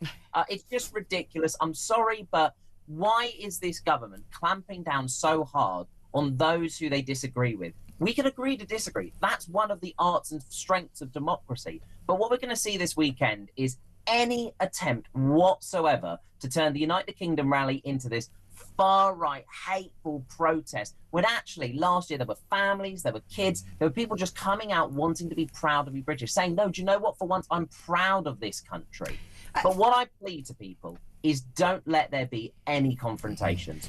Don't react. You're going to have it. People going to the United Kingdom rally later on are going to have anyone on the other side of that free Palestine protest trying to egg you on and to cause division. Just don't. Take the higher ground. Be smart, be sensible, and be peaceful, because then you will prove the left wrong. You will prove to them that you are not there to riot. You are not there to cause trouble. You are there to feel proud of your country. And to the Free Palestine lot who are protesting, I do just say, you speak so much right now on the streets of Britain about free Palestine. Have you ever been to Palestine? Have you ever gone and supported the Palestinian people? And would you have the same rights to protest that you have here than you would under Hamas in Gaza? No. Well, no, quite indeed. And just one final thing that I've got to ask you. You know, you've had Trevor Phillips turning around saying, I saw who attended that march last year. These are people you'd see in a pub on a countryside walk. These are families that, you know, you might meet at an airport. These are people who might be in a line with tickets waiting to go to the theatre. Based on that, is it time, actually, that the media, that politicians start changing the way they think about and speak about Tommy Robinson? Yeah, I think, look, let's see what happens with Tommy Robinson. Obviously, remember, he has got allegations against him, records against him, but if he is going to lead this protest later on in a peaceful way, call for peace in this country, then I think that's not too bad a thing. But look, the fact of the matter remains, later on, you're going to have two groups up against each other. We're all now trying to calm this down, say, look, there's no reason for there to be any argument. There's no reason for there to be any tension. Take the heat out of it and go enjoy, hopefully, the sunny weather. You never know. Every minute it seems to change in this country. I've got friends who are going down. I won't be going down because I'm too busy doing stuff here at home, like recovering after the election. But look, enjoy the weekend. There's football as well, don't forget. The FA Cup. There's lots to do. We're a great country. So let's stop dividing. Let's stop being so difficult with each other. Get on, agree to disagree, and enjoy this great country. Oh, there you go. And we love you. Can I say, utterly brilliant, you know, snappy little soundbites there. And what a resignation for there. Hey, there you go. There he is. The excellent Matthew Goodwin-Freeman. Thank you ever so much. Right, we are taking a short break, but after that I've got a very special guest. I can see him through the glass in his robes. We have Bishop Kenyon Dewar, missionary bishop with the Confessing Anglican Church, who is going to be speaking on the stage at the Unite the Kingdom rally. I cannot wait to ask him his opinions on everything being said and done surrounding the event today. That is coming up. Oh, no, hold on. That is coming up after this, but we know what we've got to do first. Tension bed. Yeah. Right. Larry the cat. We love him. Could well become chief mouser for yet another resident of number 10 Downing Street. My question is, how many prime ministers has Larry served so far? All right, there you go. Answers on a postcard, please. That is coming up just after this.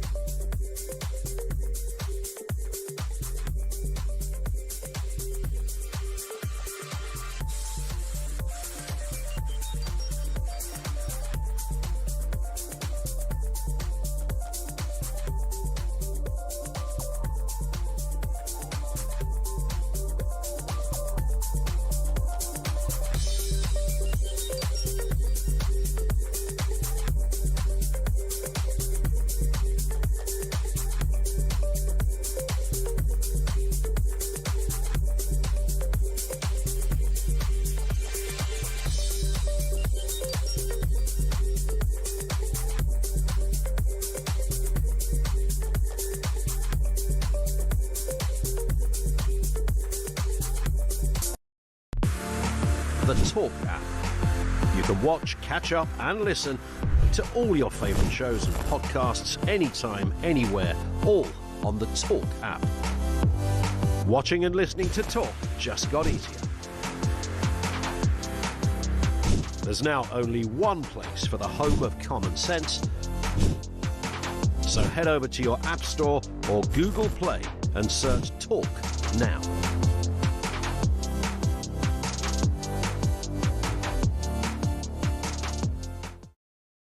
Across the UK, on DAB+, on YouTube, on your mobile, and on your side. This is Talk. Carry on. Yeah. Sorry, we're back now, by the way, but never mind. It's a Wednesday. Wednesday? What? It's a Saturday. It's always a little bit loosey-goosey when I'm presenting on a Saturday. Peter Barnes. Carry on. See, I lived in Wales for a long time, and I still look at Welsh words and names with a sort of sense of trepidation. Well, it means keeper of the keys in English. Does it? Yeah. Oh, I like that. That's a good name. Yeah. And, of course, he's Peter the Rock. Yeah, better. Yeah. 2S petrol. Better not do that too often. Anyway, right, before we get into discussions, we do have to give you the answer for the quiz question just before the break. Oh, attention bed. Larry the Cat could well become Chief Mouser for yet another resident of number 10 Downing Street, but how many Prime Ministers has he served so far? David Cameron, Theresa May, Liz Truss, then it would be Rishi Sunak, and then Keir. No, You've missed missed Boris the big Johnson. one. You Boris, missed Boris. six, yeah, Boris. I've met Larry the Cat loads of times. I'm actually allergic to cats as well. He doesn't like me. So he's not going to be phone a feline. To put my headphones in. But yeah. I wondered why you were sitting in a strange way, like you were posing for some sort of 1980s glamour shot. No, I'm not. I'm trying to find the thing without making it really obvious. This but looks it's very weird. Obvious. I know, yeah. I can't. Don't bother. Don't bother. We've got Bishop Kai here. You don't need your ears in. And it just looks what you sort of groping around under the desk is disturbing for people watching on YouTube. Anyway, and we're in the presence of a holy man, can I just say? Bishop Somebody else come in the studio. Oh, thank you so much for coming in, and you look resplendent, can I just say, in your robes. Now you're speaking today. I am indeed, yes. Now you spoke last year as well. One of the best speeches there. Thank you very much. Now, first of all, what was your motivation to go to the event last year, to go again this year, to speak on stage, to address the assembled masses? Well, mine began in 24, in July, the year before, and it was the strangest thing because some friends of mine were coming and had asked me to come, and I'd been ill during the week, so on the Thursday I told them I wasn't coming, and Deacon Pete, who I love dearly, and he said, well, Bish, I'm coming to pick you up at 5 o'clock in the morning, and if you're not ready, I'll drag you out in your pyjamas. So I got up and got ready, and I wasn't supposed to speak. We were sitting at Cafe Nero on the far side of Trafalgar Square, and my friend Pastor Ricky, who does the gospel music at the events, he was doing his sound check, and I'd agreed to go meet him. And as I went onto Trafalgar Square, there were 3 little entourages that met. Myself, Deacon Pete and his family, Pastor Ricky and the band, and this other group came towards us, and it was Tommy and his people. And we had a few minutes conversation, and in that conversation, I said to him, I owe you an apology, because I've judged you based on what I've read in the papers, what the media have said about you, and the man I'm talking to right now is very different to the man I've believed you to be. So it was the night after the Paris Olympics, and he asked me, had I seen it? And I said, what I witnessed was just disgusting. Oh, the opening ceremony. Yeah. Oh, it was Sodom and Gomorrah, that was. Yeah, exactly. So he said to me, well, I don't know if I'll have time, but if there's an opportunity, would you get up and say something? And I said, yeah, sure. And that was my 3 minutes and 48 seconds that has uniquely and intrinsically linked me to the UTK movement ever since. So when he called me last year and said, Bish, now I'm a Christian myself, we want to put Christ right at the heart of this thing, would you get up and open in prayer for us? I was honoured and delighted. So I was right there at the head of the march, and God willing, we'll be back in time to be at the head of the march today, and if not, I'll be back into Parliament Square ready for my speech. Now, let's talk about, because I think looking at this through the prism of Christianity, we've entered a part of the 21st century where we are so puritanical in our judgment that you are only allowed to have an opinion if it's in a specific subset, that you are judged by everything you've ever done, the words you've used, and yet, as a Christian, I look at when Jesus called up his disciples, and Jesus was attacked for having a community of sinners, Gentiles, tax collectors. Many figures in the Bible have checkered pasts. They are flawed characters, and to me the message of Christianity is exactly that. It is one of redemption. When you look at the world we live in today, the fact that someone like Tommy Robinson's called far right, the fact that this patriotic rally, which is called Unites the Kingdom, is being termed divisive, extremist, racist, what has gone wrong? I think that the problem is that society has bought into the ideology of the spirit of the age, and that is counterintuitive to a cohesive culture and a cohesive society, because the very nature it is to separate people with a view to control, and as we've seen, even our Prime Minister taking the TV to call it far right and divide. Sky News, BBC, they've all done hit pieces on me. I'm Britain's far right bishop. And the only thing that makes me far right is I preach the foundational truths of the scriptures, not the stuff the C of E and the Church in Wales and others have abandoned, what the scripture teaches us.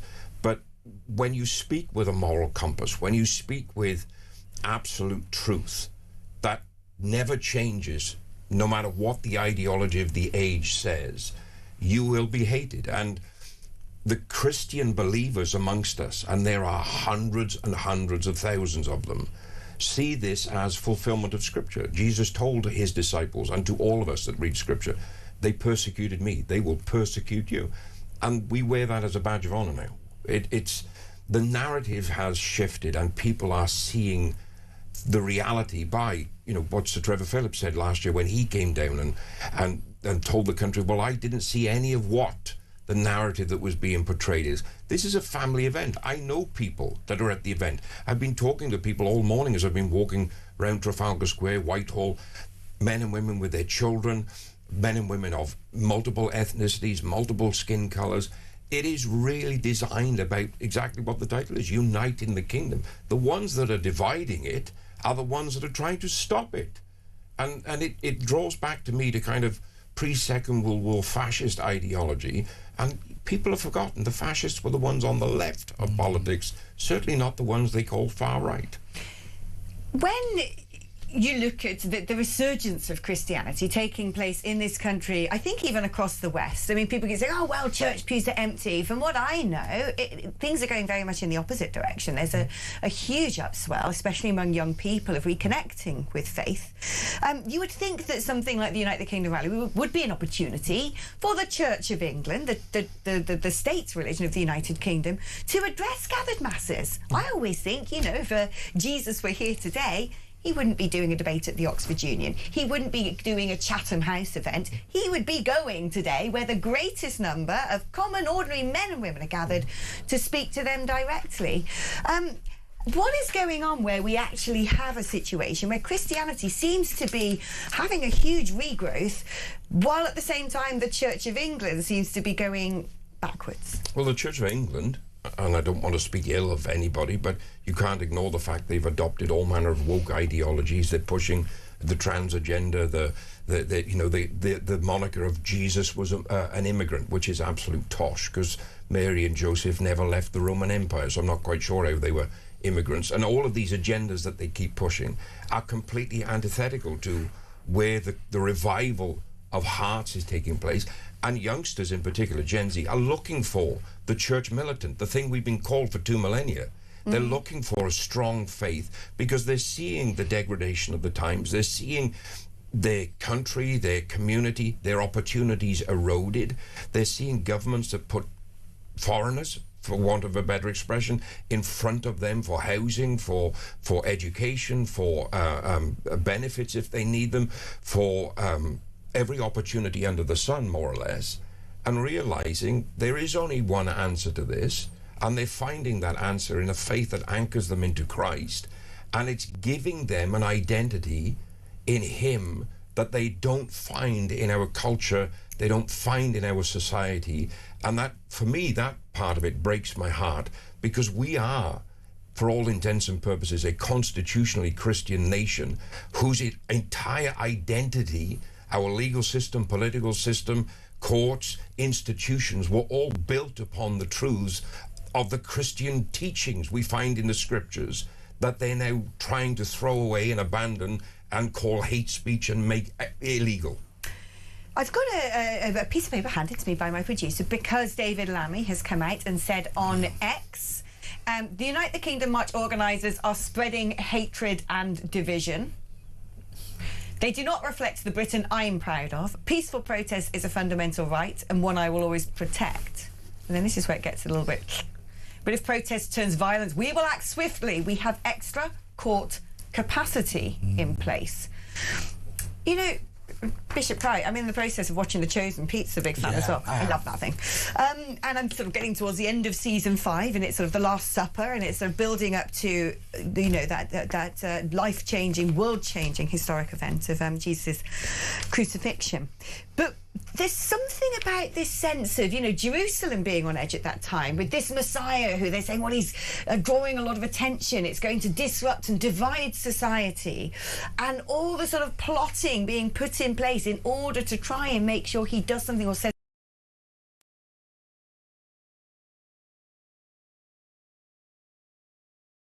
There's something about this that I find quite dystopian, the sense of he's already said that the organisers spreading hatred and division. He doesn't clarify what that means and what anyone said. This is just seems to be unevidenced.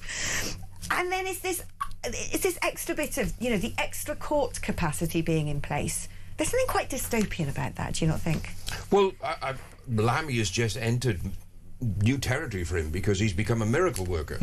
The fact that all of a sudden we have extra court space available, which, you know, we're cancelling jury trials because we don't have court space.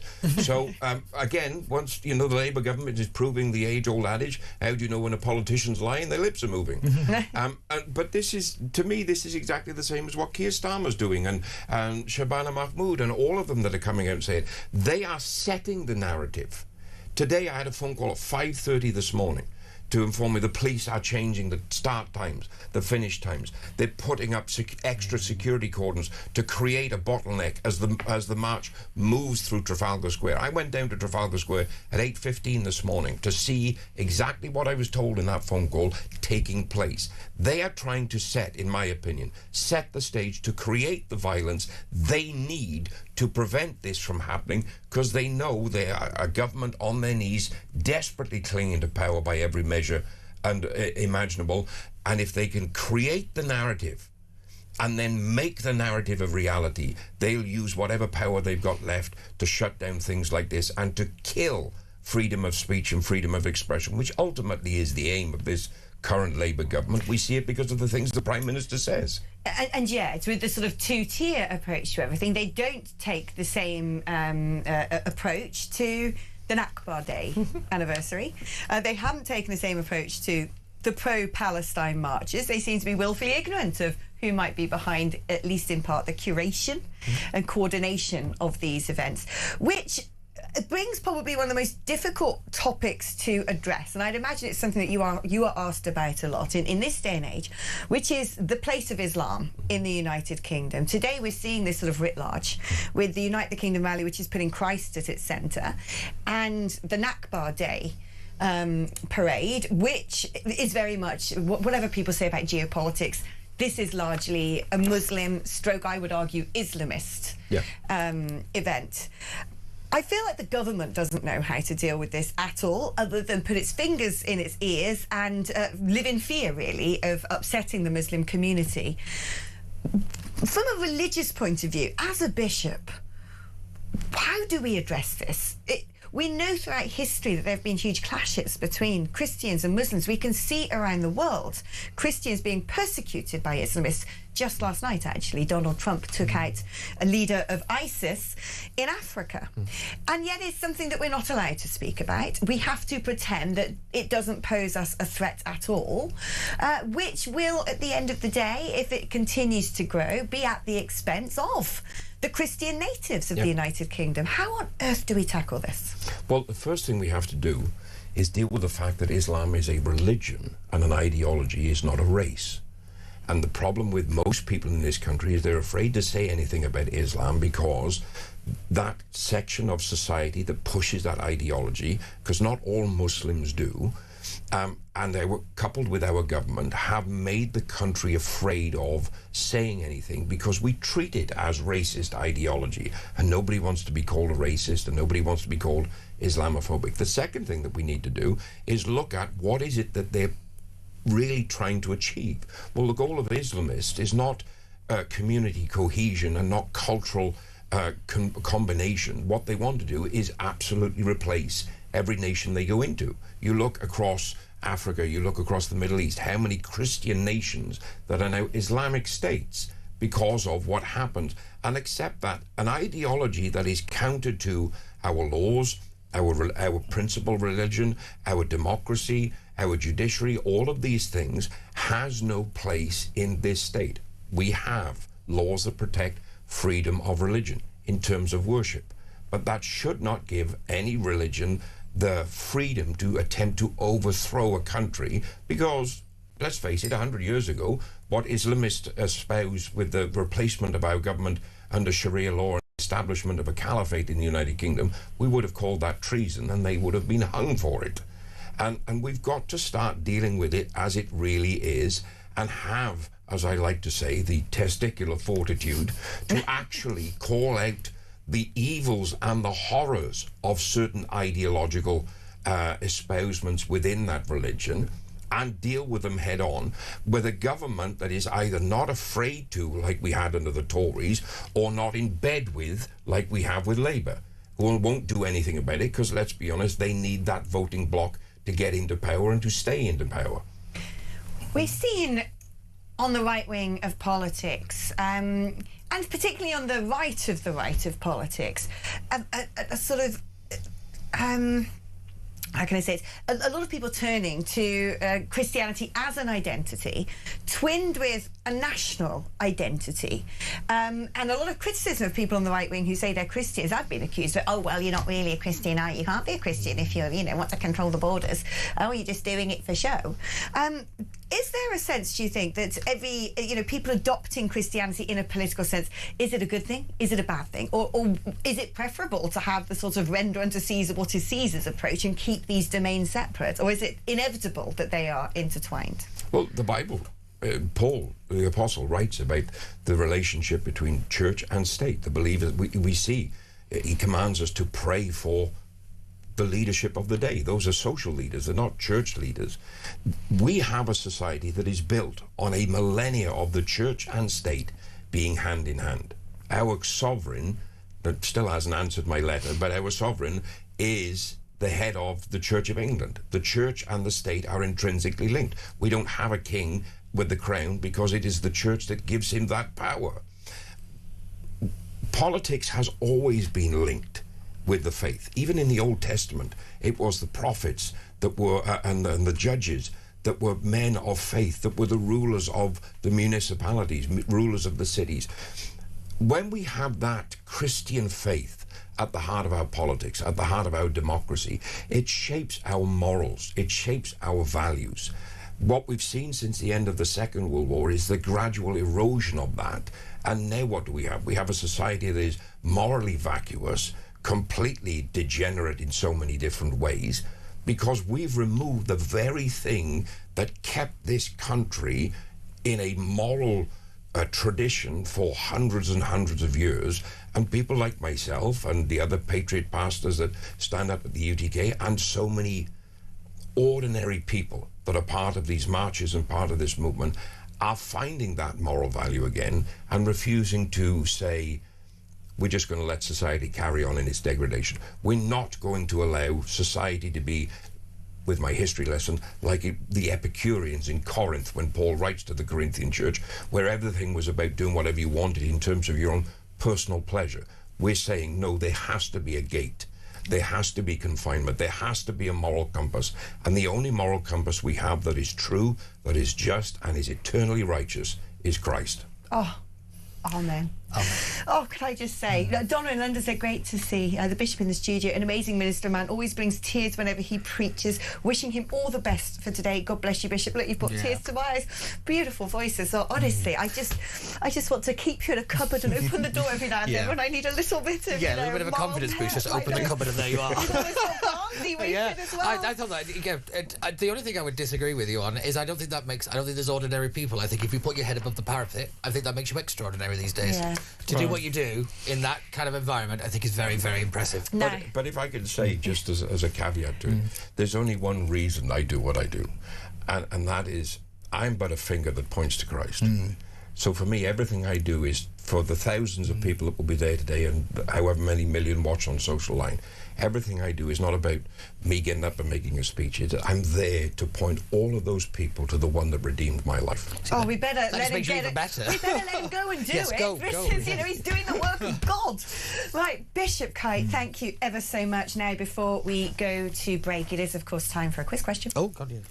I got stuck in all, sorry. I know, I feel sort of in a reverie of religious joy. Right. Tension then. Donald Trump went on a state visit to China this week, taking with him big names in tech and secretaries of state, including one who had been sanctioned by Beijing, but they lifted his ban just for the trip. Which one? Okay, the answer's coming up just after this.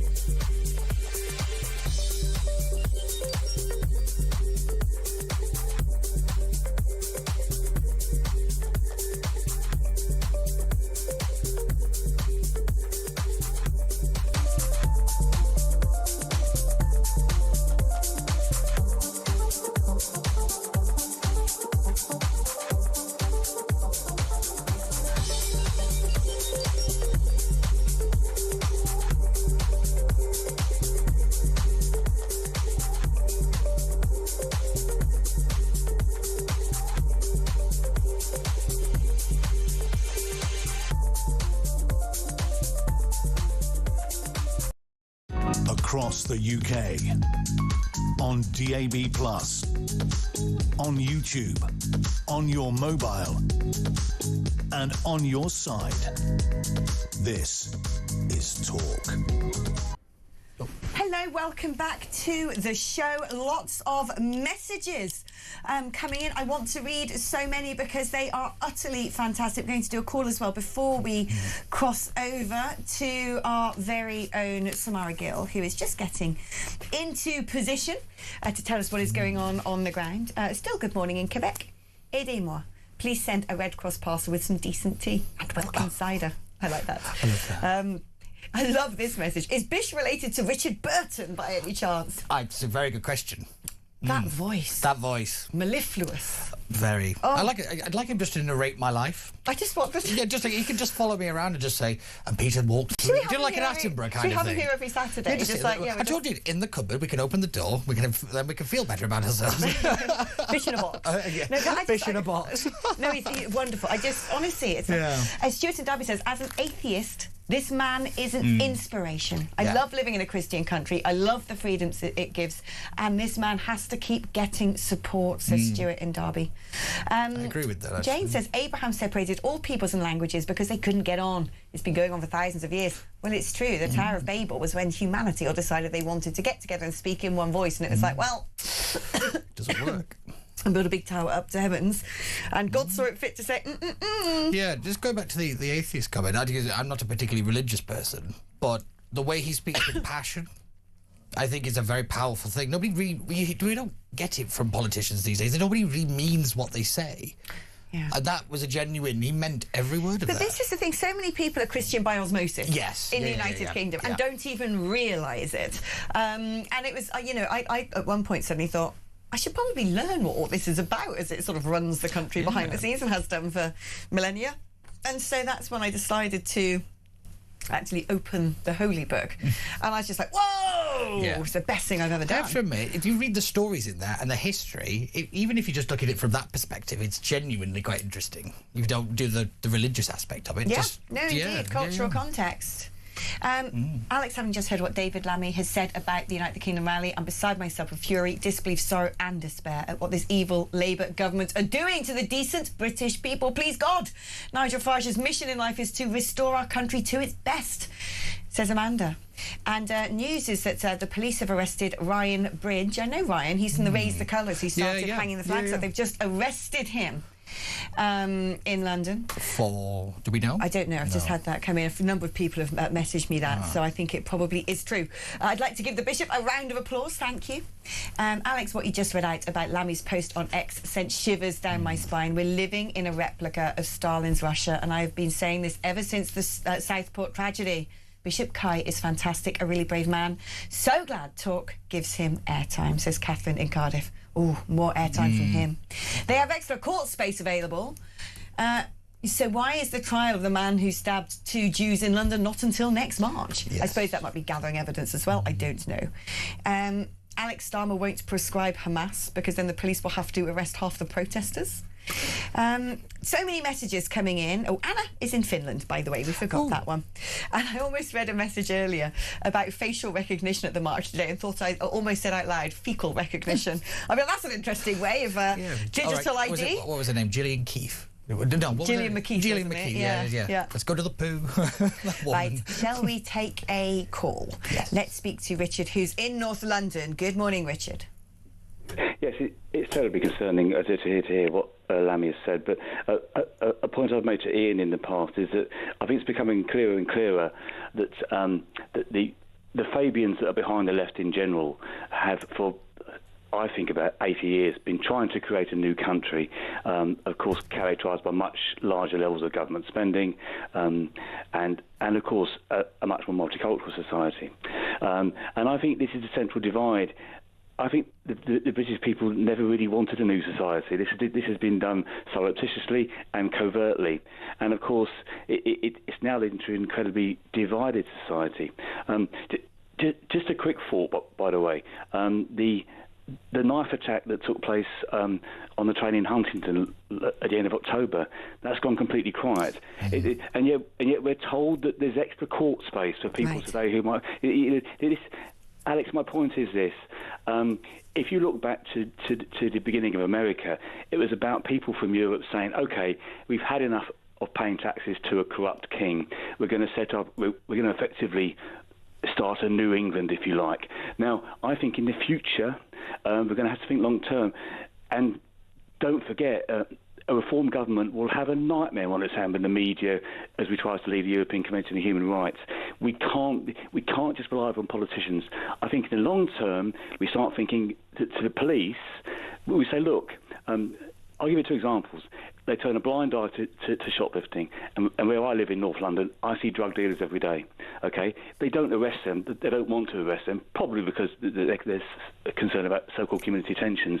But they'll arrest me today if I go to that march and say the wrong thing. It's time to say we pay your taxes, and we will no longer do that. And Alex, there's no reason in the world why we can't think about employing private security for shops.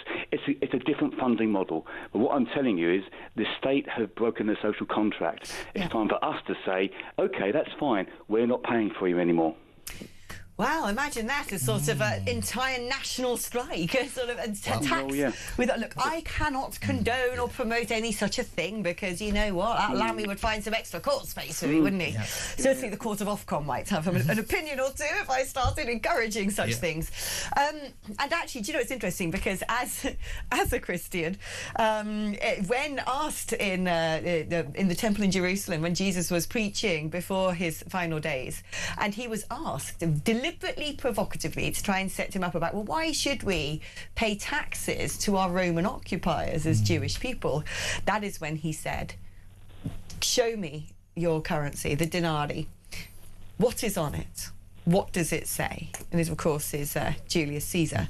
And that's when he says, render unto Caesar what is Caesar's. So which is always something that I hold true to. You know, I'm a personal believer that faith is, I think evangelism's important, but faith is a private matter. And I'm always quite wary about politicising faith or Christian, sort of religicising politics. But, you know, Peter, it's interesting because what we have had, we're talking about, I won't get into sort of, existential, philosophical, theological here, but what we have had in society is this religiosity surrounding certain politics. Yes. God's been taken out of the equation, and all of a sudden climate change is a neo-religion. Trans rights is a neo-religion. Open borders and beatifying migrants has become a neo-religion, and we're all expected to go along with it as if it is religious, as if we don't, we're committing blasphemy. Yeah, it's actually, I'm going to do something I didn't think I would do in a very long time. I'm actually going to agree with something Jess Phillips said. Whoa! I know, yes, I apologise now, but she actually said in her resignation letter that we have failed to make arguments, and when we fail to make them, we fail to believe in them, or something along that line. Yeah. In other words, like you said, you're just told that you have to believe it, and if you think something else, you can't question it. You've got to. You're just automatically wrong. I don't have to tell you why you're wrong. You're just wrong, and I think we have removed. I think Starmer's right in a way that this is for the... No, but in a way, this is for the soul of the nation. And we're having these existential questions. We're having this, what are we as a country? Because we've gone so far down the garden path, we've been whacked over the head with a shovel and been told to say thank you. And I think a lot of people are starting to realise what we were told isn't true because we can now see it. Exactly. Our lived experience, to quote the left. Right, thank you ever so much. We've got to go to a break, but before that, of course, did we actually do the answer? We didn't do the previous one. All over the place today. So let's do tension there. Let's do our previous answer, which is when Donald Trump went on his state visit to China, he took some big names in tech and also various secretaries of state, including one who had been sanctioned by Beijing, but Beijing lifted his travel ban for this trip. Which one was it? I don't know. Marco Rubio. Oh, was it? Oh, yes. Right. No, but that was my guess. I thought it might have been. Apparently he was sanctioned when he was governor, but then now he is Secretary of State. It's a different thing. Is it because he called him Winnie the Pooh? Probably. Yeah, I love how he banned Winnie the Pooh. Right, and it's the FA Cup final today. Oh, I just had a chance. I know, you're not going to know this. I didn't. Between Chelsea... There's a good... chance this question's not even accurate. Yeah. Can I just say? Between Chelsea and Manchester City. Chelsea are on their third manager this season alone. I'm looking through the window in case anyone's going to nod or go no. No one knows either. But who is their latest gaffer? Who's the manager of Chelsea? I'm just going to go home now. Ironically, in that direction. I don't know. Anyway, we're going to take that break, and then when we come back, we're joined by our very own Samara Gill, live from the scene of the action in the heart of Westminster. That's after this.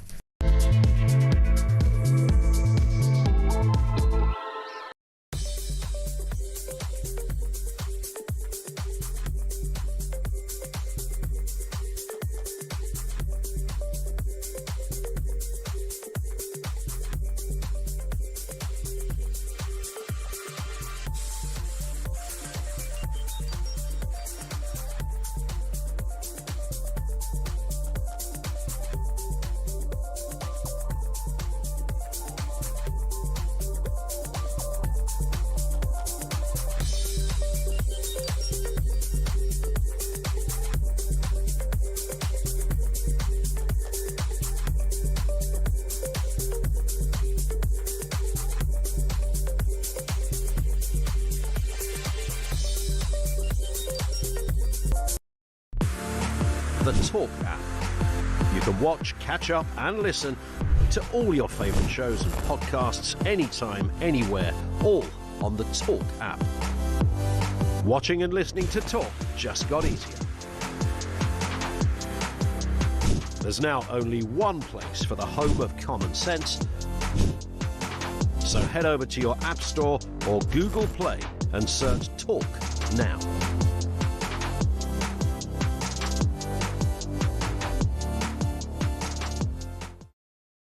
Across the UK, on DAB+, on YouTube, on your mobile, and on your side.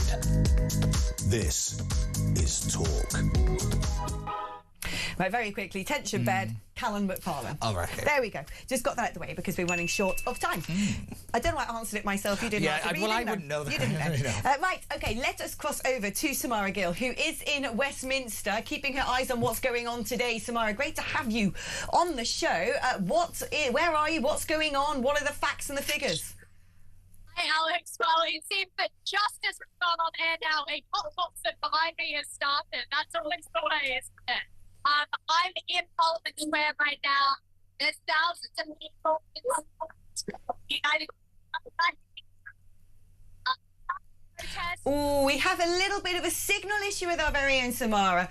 Because basically, I'll explain why. Our technology runs through mobile phone signal, and the more people have their mobile phones in the vicinity, the worse the signal is. But the good news is we are going to be catching up with Samara again in the next hour, and hopefully we'll find a place where the signal is a bit better. It's always hard at these live it's events. also, Westminster in general is actually very bad for phones because they cut it out for security purposes. It's an irritation for anybody who's ever worked in there because it's just, they just turn it off.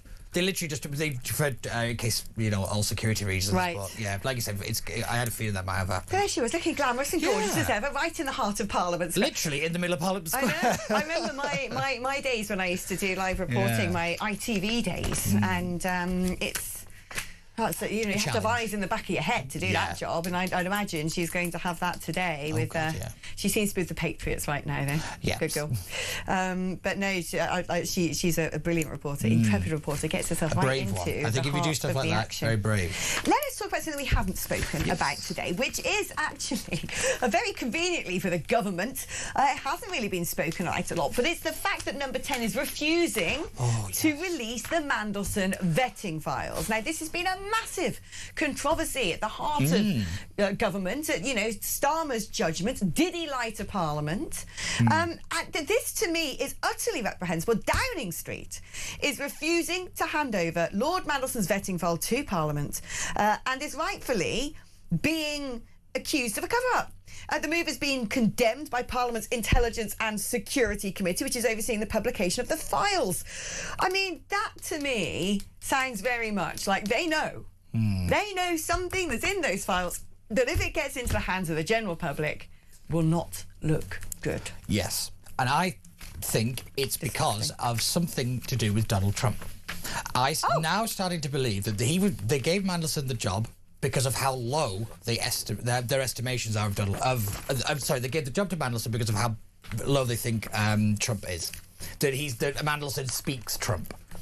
I think that's what it is. And given the state of the relations between the UK and the US at the minute, I don't think they can afford it. Do you think so? Because I wonder whether it's because the vetting will be the thing that sort of says, well, this is why he was labelled as an issue in the first place, one assumes. And Yeah, I can see that. I wonder if it points in the direction of China, because, of course, this government have been tripping over themselves to cozy up to President Xi. The thing is, though, when it comes to the China thing, if you moved in Mandelson's kind of circles in terms of consultancy, you have a link to China. If you know what I mean, like, you naturally would have come into contact with a company that is Chinese linked, because everything is Chinese linked. And I see that's the bit of that I'm not quite sure. Now, if there is something very, very in, like, kind of, this should have stopped it, then yes, I think you might be right. But I'm starting to think that it's actually a little bit more kind of pathetic, if you know what I mean. That actually, it's in emails they said, oh, well, we'll give it to Mandy because he's friends with that type of person. Do you know what I mean? It's that mentality, because Starmer's never actually said why he wanted Mandelson. No. That's he sort of suggested it wasn't him. Everyone else wanted Mandelson. He went along with it, and he shouldn't have done. Which is what Starmer always does. It's never him. Yeah. I can. Yeah, it's just because I'll give it to Diane Abbott. She was the one that said why. You've never actually said why him. And I always thought that it never really was pushed hard enough. Yeah. That why did he why did he go through all of this? Such huge political risks to make sure that man was the ambassador? Because my rule is, it is never conspiracy, it is incompetence. But very interesting. A big cover up, I believe, is taking place on that, and I don't think they'll keep it down for long. Right, let us do our question before this next break. And so much. We've got a big packed final hour, so stay tuned. Anyway, before we usher in the final hour of the show, here is question number 8. Tension bed. Ex-Prime Minister Boris Johnson's wife, Carrie, has helped in the making of a new ITV series. Now, my question is, what is that series about? OK, right, now if you want to speak to us here in Talk Towers, the number is 03444 999 1000. It's your normal network rates. Do give us a call if you're heading to the rally. 87222 to text like talk before your message. You can use the long one for WhatsApp. Back after this.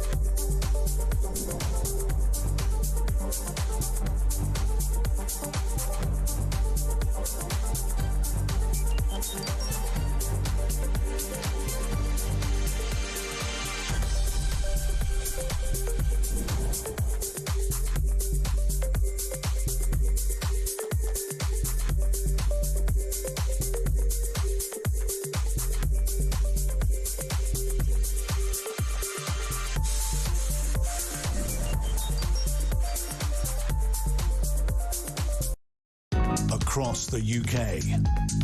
On DAB+, on YouTube, on your mobile, and on your side. This is Talk.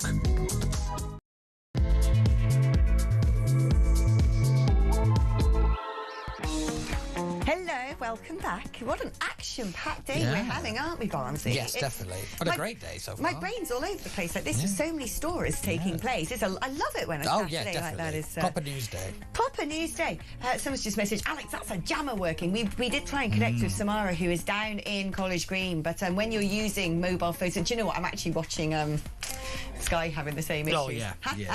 But no, it's always difficult when everyone's sort of running through the same phone masts and cosmic rays or whatever to do live broadcasts, and you do find you get interference. Poor Samara's face, I was like, she's a bit like a fly was buzzing around her. What's going on? I love Samara. She's amazing. Right, okay, I want to do a few messages, but of course we've got to get our answer in. We did that one, the football question. Just sort of skipped over it. Tension bed. Ex-Prime Minister Boris Johnson's wife Carrie has helped in the making of a new ITV series. What's it about? It's called Believe Me, but I don't know. It's something to do with a rape victim. I'm not 100% sure. I know what it's called. I don't actually know much about the story. For a political commentator, do your It's a politics knowledge TV is show about a utterly former dire. Prime Minister's wife. That's not politics. But there's an important fact about the former Prime Minister's wife, which was the... Isn't it something to do with her real life? I genuinely don't know anything more than the story. So I see Carrie actually- Johnson and I don't really read about it. She was a victim of John Warboys, the black cab rapist, at the age of 19 when she was a student. She'd been picked up in a black cab. Oh, right. Well, she was waiting to get a night bus home to her mum's place, and a taxi driver drove past and said, love, I'm a bit worried about a girl your age being out by herself at night. This is my final fare. Do you want me to drop you off safely? And being a 19-year-old, black cab, that's nice. Got in, and that's when he said, you have just won the lottery, here's my stack of cash, would you like a glass of champagne? Which is the way he drugged his victims. And she took the glass of champagne, but she said she was always already a bit woozy, so she didn't actually drink it. He then pulled the car up by Peckham Common, disappeared off for quite a long time, and she was sort of in the back of the car thinking, where's he gone? What am I doing? He said he'd gone to take a leak. When he came back, he then got into the back of the car with her and was trying to encourage her to drink vodka.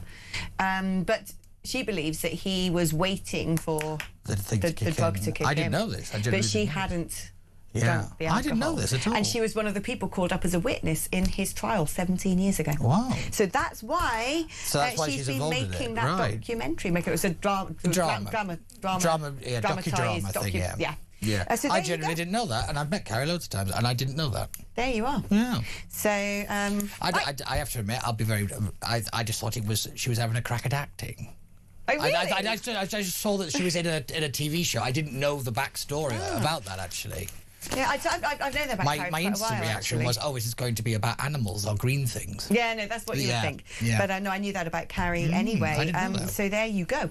And just do a couple of messages before we crack on with the show, because this is interesting. Gary says Marco Rubio was referred to by his name in Chinese in order that he could be treated like a different person from his true self. The Chinese government did this so as not to lose face. I want to know what Marco Rubio is in Chinese now. I wouldn't recommend. There's a really fun game that you can play. If you go onto Google Translate and put the speaker on, and then you type your name, and then you go to, translate and then press it, and it reads your name as if it's in a foreign language. Yeah. And it's a very entertaining. Those kind of mistranslations are always really funny. It's just, it's you've got the sort of Ministry of Silly Walks. It's like the Ministry of Silly Accents. Some people translate. Anyway, this is a powerful message from David in the Cotswolds. Have we prescribed the Muslim Brotherhood yet? No. Have we prescribed the Islamic Republican Guards Corps yet? No. Have we banned those that hoist the Union flag? Yeah, we've arrested them. Ever read 1984? Just look out the window where you can watch it. It feels like that. Yeah, it does. I joke about it, but I always say it was written as a warning, not an instruction manual. I know. But there's a big thing in 1984 that people don't talk about, and it's the first line, and the clock struck 13. You're supposed to live in a completely bizarre time. That's the point of the line, and I think that's where we are now, that we are that far out of the realms of normal politics and normal British society that it feels just bizarre. There is a theory, isn't there, that 1984 as a date was picked because it represents 100 years after the foundation of the Fabian Society. And I don't know if that's true or not. I feel like that's a stretch. But it's funny that for a while, especially during Brexit, people kept talking about Orwellian. And it was mainly the left talking about Brexit and the right wing. And it's like, you've clearly not read the book. Well, that's interesting. When it's all against the idea of supranationalism. Yeah. It was written while he was working at the BBC, which I find quite hilarious. When it comes to the Ministry of Truth, it's supposed to be the BBC, but it's one of those books that everybody says they've read, and apparently they are this, but they lie about it. Yeah, because people know it. They know the key lines from it. But as I say, it's not an instruction manual. Neither is Brave New World. That's not an instruction manual either. We know, and all these kind of things. Neither is Children of Men. Yeah, we're living in a kind of dystopian novel at the moment. I know. And it's not a very good writer either. Shall we welcome to the programme the brilliant Mark Littlewood, Director of Popular Conservatism, to have a little conflab about everything going on today. Where should we start, Barnsley? Well, the march, surely. Should we start with marches? Yes. Let's do that then. Mark, OK, let us talk about what is going on in London today, and moving aside really from, whether the police have got this right, whether all these events should be able to coexist, same time, same place, same London, whether the facial recognition stuff is OK or not. What I want to ask you is this sort of, the way that Sir Keir Starmer has framed this. In fact, let's watch him. Let's remind ourselves of what Sir Keir Starmer has said, because the man rarely addresses us, does he? He never talks to the British public unless it's to accuse someone somewhere of being a racist. Yeah, exactly. I mean, we're going to have to wait for that. That is somewhere in the bank waiting to be pulled out as a deposit. But we will come back to that. But Mark, why does he keep doing this? And is there some justification in suggesting that the Unite the Kingdom rally, being organised by Tommy Robinson, is somehow divisive or, in inverted commas, far right? Well, hang on, those are two different things, right, Alex? I mean, I'm getting a bit concerned, going back to your discussion about Orwell, that apparently divisiveness is always to be frowned upon in politics. I mean, this is mad. An election is designed to divide people into different parties, to divide votes amongst different candidates. This idea that we all need to be united on absolutely everything is the complete opposite of democracy. So I don't mind things being divisive. We divide people into different political tribes. That's absolutely fine. So being divisive, that's not a problem. Calling for something that less than 100% of people want is by definition divisive. Is it far right? Well, that just becomes a completely subjective matter, doesn't it? But the oddity here, to show how utterly tone deaf the Prime Minister is, after Labour's evisceration in the elections on Thursday, May the 7th, he sort of says, well, I've listened now, I've listened, we've heard you, and what he apparently heard was that the overwhelming population wanted Harriet Harman to come in to tackle structural misogyny, that we wanted to get closer to the European Union, and that we wanted to take extreme measures against a march which has happened before with very, very little trouble. That's apparently the message the Prime Minister got from the election results on May the 7th. Absolutely bizarre. And on the sort of policing, the two-tier policing issue, look, not every demonstration or march or protest is going to be policed in the same way, right? They're going to have to make assessments about the number of people, the likelihood of violence, the likelihood of things kicking off. So they can make different decisions, but I think you've got to explain them. And my understanding of previous iterations of this march is they've passed entirely peaceably. So what's the evidence that we need, much more policing or facial recognition this time? There may well be an answer to that. I'm not suggesting there isn't one. I'm just saying it needs to be put in the public domain. Now, is this possibly the answer? Which is Justice Secretary David Lammy has written a post on X. He comes out saying the Unite the Kingdom march organisers are spreading hate and division. Doesn't seem to be evidence. They do not reflect the Britain I'm proud of. He goes on to say, if protest turns violent, we will act swiftly. We have extra court capacity in place. There's something I find sends a shiver down my spine. There's something post-Southport about this. I don't know how you think, and I don't know whether I'm being a little bit tinfoil hat, but I feel a little bit like the Labour government would love nothing more than to bring back the televised trials of the right wing. There is a sense that actually they might like all of this to kick off. Yeah, I mean, that's the worry, isn't it? And again, I've just mentioned that I think using the term division to sort of explain how you're banning things or coming down with a firm fist. I also do feel, perhaps more controversially, a bit the same about hate. I mean, if you say, I hate this Labour government, does that put you sort of on the wrong side of the law? That strikes me as a position to take. So if David Lammy disagrees with the message being put forward by this march, which I have to say I think is a bit cloudy, I'm not totally sure what their demands are, then that's part and parcel of politics. And the minute you have a state that says anybody spreading hate or division will be dealt with firmly, you've completely missed the point. Fair enough if violence kicks off, if you need to arrest people because they're lobbing bricks or, getting into fisticuffs with the police. But that's the line. The line should not be so-called hate and division. It's okay in a free society to hate things. It's okay in a free society to divide yourselves politically from another group of people. That's all fine. Incitement, that's where the line's drawn. That should be a crime. But yeah, it is all extraordinarily creepy. And look, I hope this all goes peaceably, but I still want an explanation as to why the state is approaching the march in this way. I can't remember for example, Margaret Thatcher's government saying, we'll come down on the poll tax demonstrators. And that did turn extremely violent and unpleasant. So the line for the state is there violence or a risk of violence? Not, do I disapprove of the political platform being put forward here? And do you know what's interesting, Mark? There's a chance here, actually, that the way that the Labour Party handle events today in London, if they do end up doing a sort of inflammatory post-Southport-esque response, and it's a big if, I don't know. I really hope not, because I really never want to be reminded of that horrible dystopian period, although we should never, ever forget it. But of course, that would end up playing out in the by-election, the forthcoming by-election in Makerfield. And our very own Pete Barnes, who is from said constituency, had said to me earlier, if Tommy Robinson stood at Makerfield, he'd sweep the board. So is there also a chance here that Starmer, being a wily old fox, because I do think he's wily, knows full well what is going on when it comes to that by-election, and maybe is a little bit more relaxed about it than he was Gorton and Denton, because Burnham is going to face a big uphill struggle to win it? Yeah, that's right. It's going to be the weirdest parliamentary by-election imaginable, isn't it? You presume that the Prime Minister probably secretly wants the Labour candidate to lose. The Labour candidate wants to replace the Prime Minister. There's no secret about that. One therefore presumes that Keir Starmer won't go to the by-election.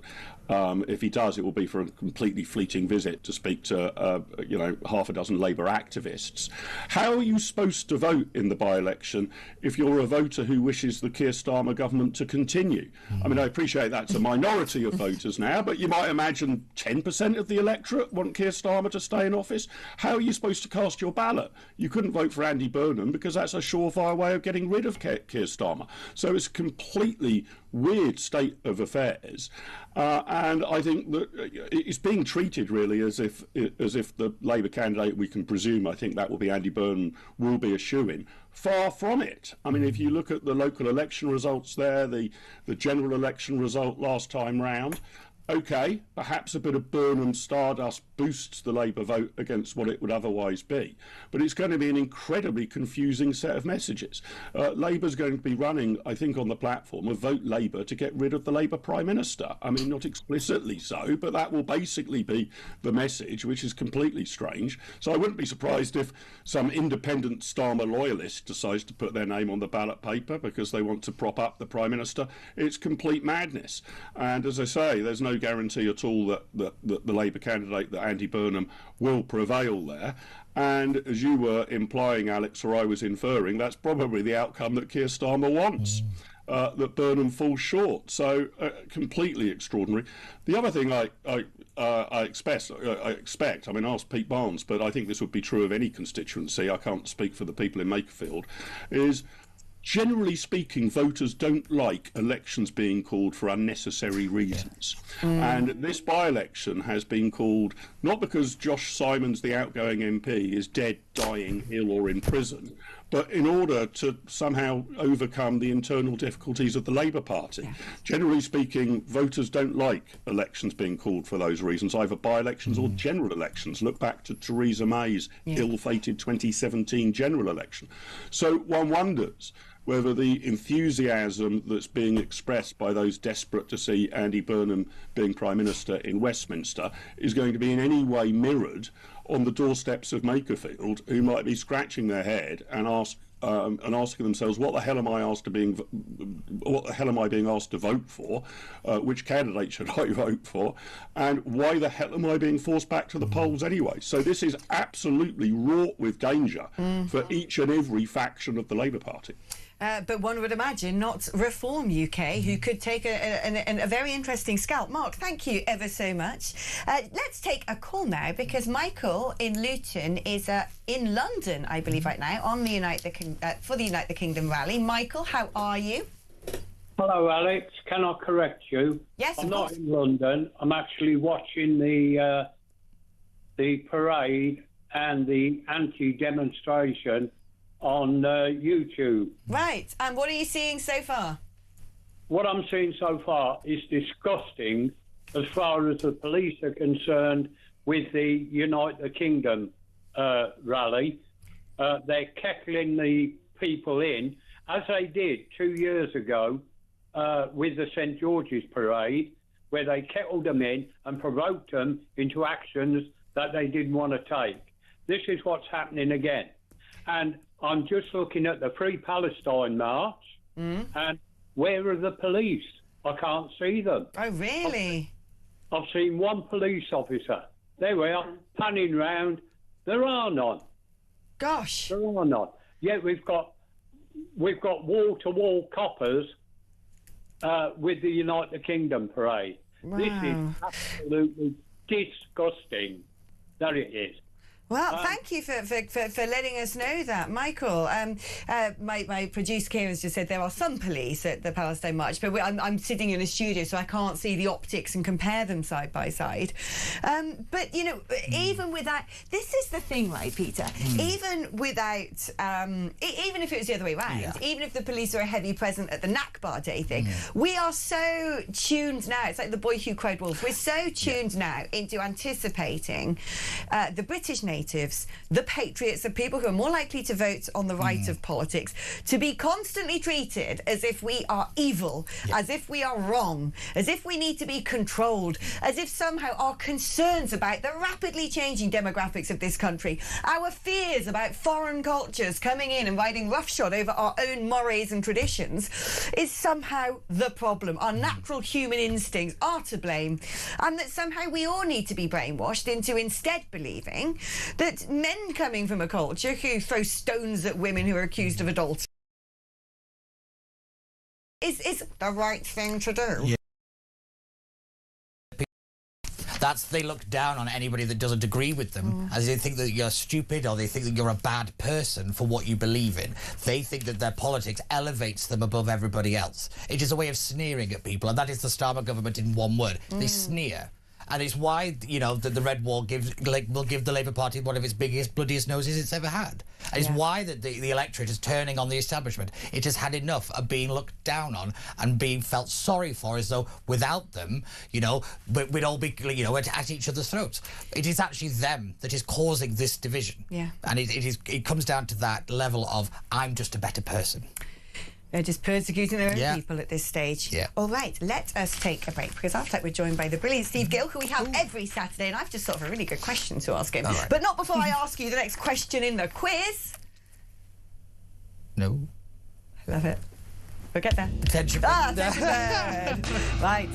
Oh, Meghan. She's off on another pseudo-royal visit this weekend. I paid attention to that one either. I know. But I try and make it a mix of things. Politics, sport, blimmin' Eurovision. I try and mix it up, you know. And I've got a weird bonus question at the end, an odd one.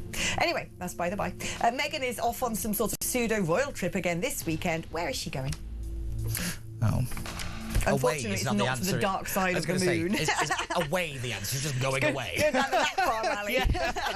Right, OK, on that note, we're taking a break. The answer's coming up after this, when we will also be joined by the brilliant Steve Gill, former White House official. I'm going to ask him of what America's perspective of what is going on, as well as all sorts of things connected to what the German Chancellor's been saying about America, and also what happened on that state visit, as well as America. It's not been reported really anywhere. Because it's, why talk about the fact that Donald Trump has taken out a leader of ISIS in Nigeria, where they're slaughtering Christians? Oh, sorry, wrong type of victim. But we are going to be discussing that as well. That's coming up just after this.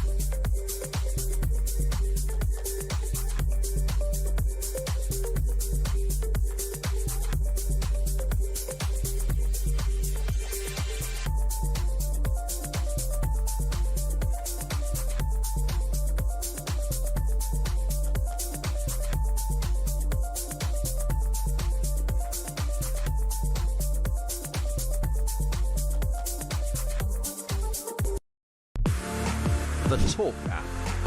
You can watch, catch up and listen to all your favourite shows and podcasts anytime, anywhere, all on the Talk app.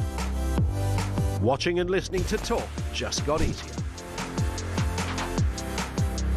There's now only one place for the home of common sense. So head over to your App Store or Google Play and search Talk now.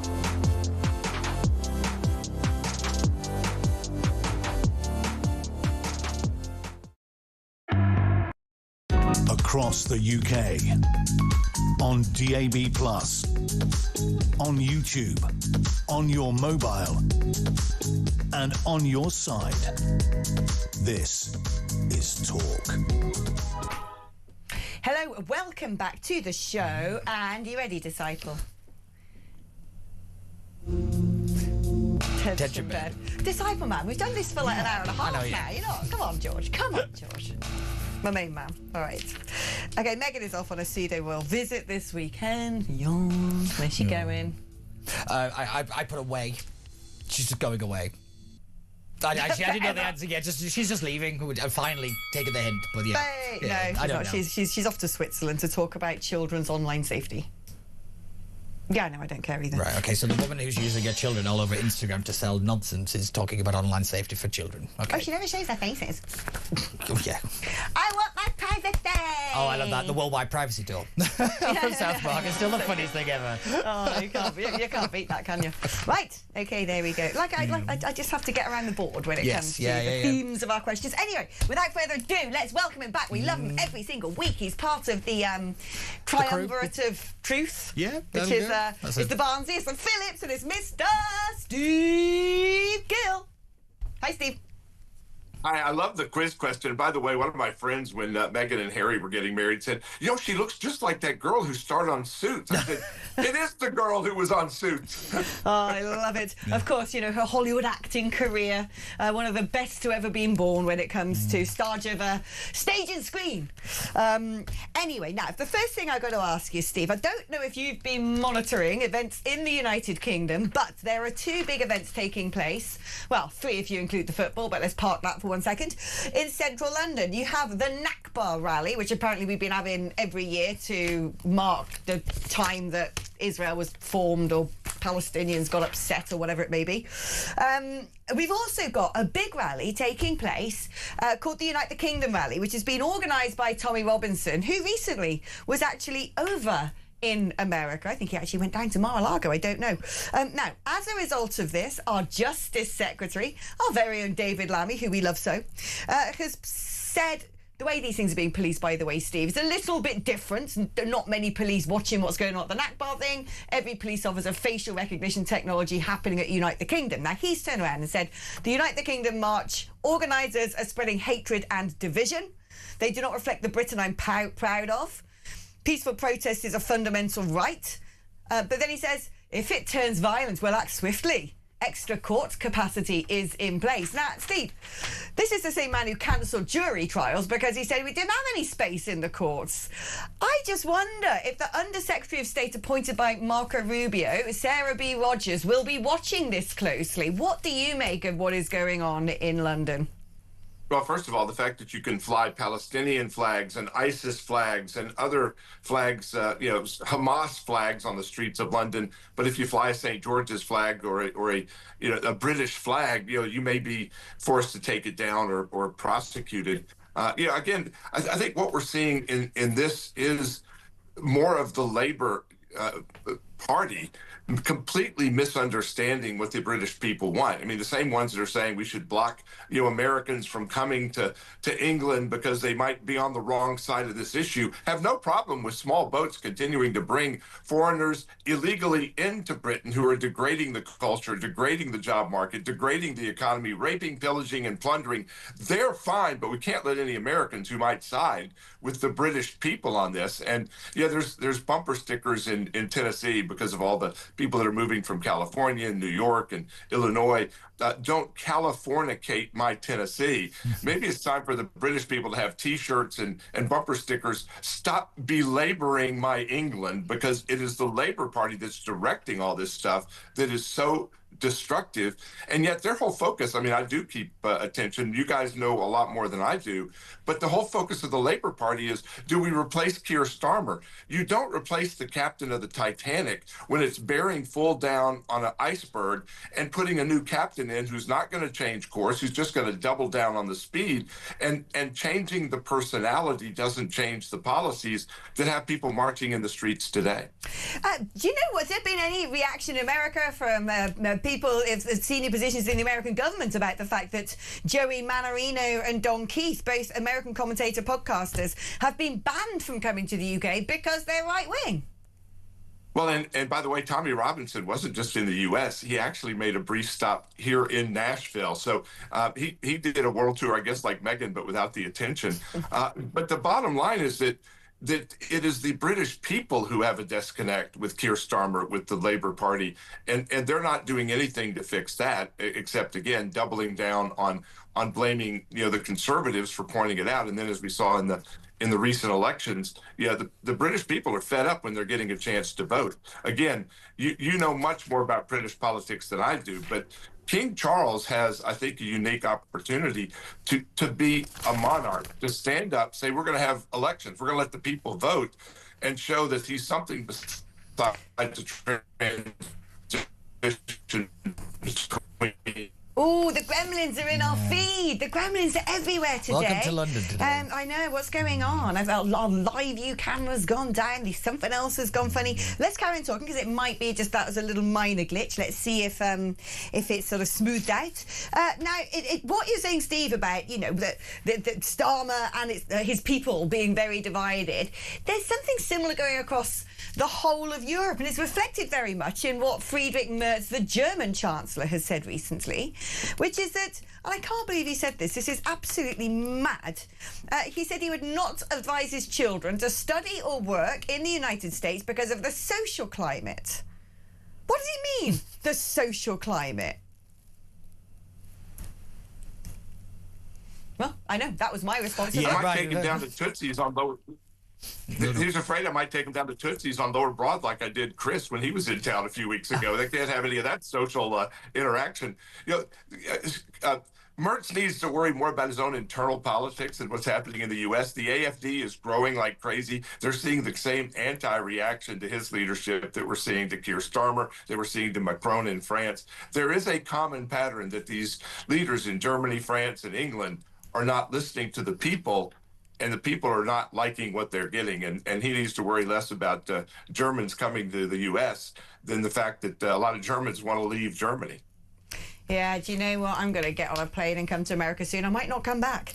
Let us talk now about some brilliant things that Donald Trump has done. Oh, you won't really get this. I suppose you won't get this report on the BBC. My eyes just went up to the screen and that's exactly what they're reporting on. Oops. But anyway, this is the fact that overnight, Trump has said that a senior, overnight for us anyway, a senior Islamic State leader has been killed by American and Nigerian forces. This is a monster called Abu Bilal al-Minuki.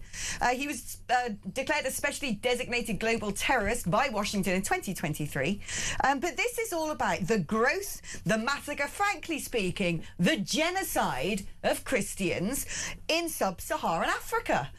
Talk to us more about this, because Trump was one of the very first world leaders, if not the first world leader, to say, I am not going to sit here as leader of the free world and allow this to take place under my watch. This had better stop or we're going in. And it seems he's been true to his word. Well, and as you pointed out earlier, the media has paid no attention to this. Literally, it is genocide that's taking place, and yet the voices of Christendom are silent. The voices of the media, the voices of leadership other than Donald Trump, say nothing, and worse, do nothing. And again, President Trump, showing that, man, he may have the ADHD and may be operating 12 different operations at the same time. Whether it's meeting with President Xi in China, continuing to try and find a resolution to the Iran conflict, and then, oh, by the way, I'm going to go kill a big terrorist leader in Nigeria who's been murdering Christians by the tens of thousands.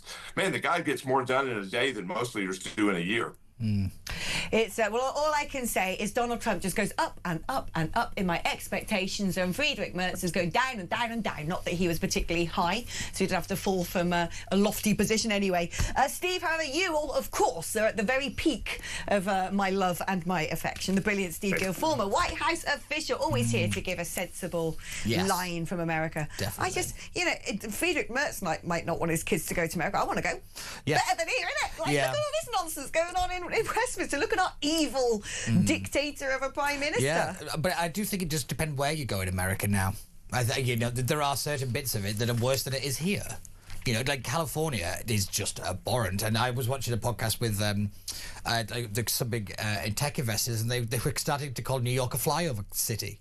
It's just an irrelevancy now because of what Mandani has done to it. That people are flocking to where actual freedom, liberty, justice, capitalism, and opportunity exists now. I saw something, and again, when you see things on social media, you think, is that true? Did that really happen? Is that a genuine video? I think it was.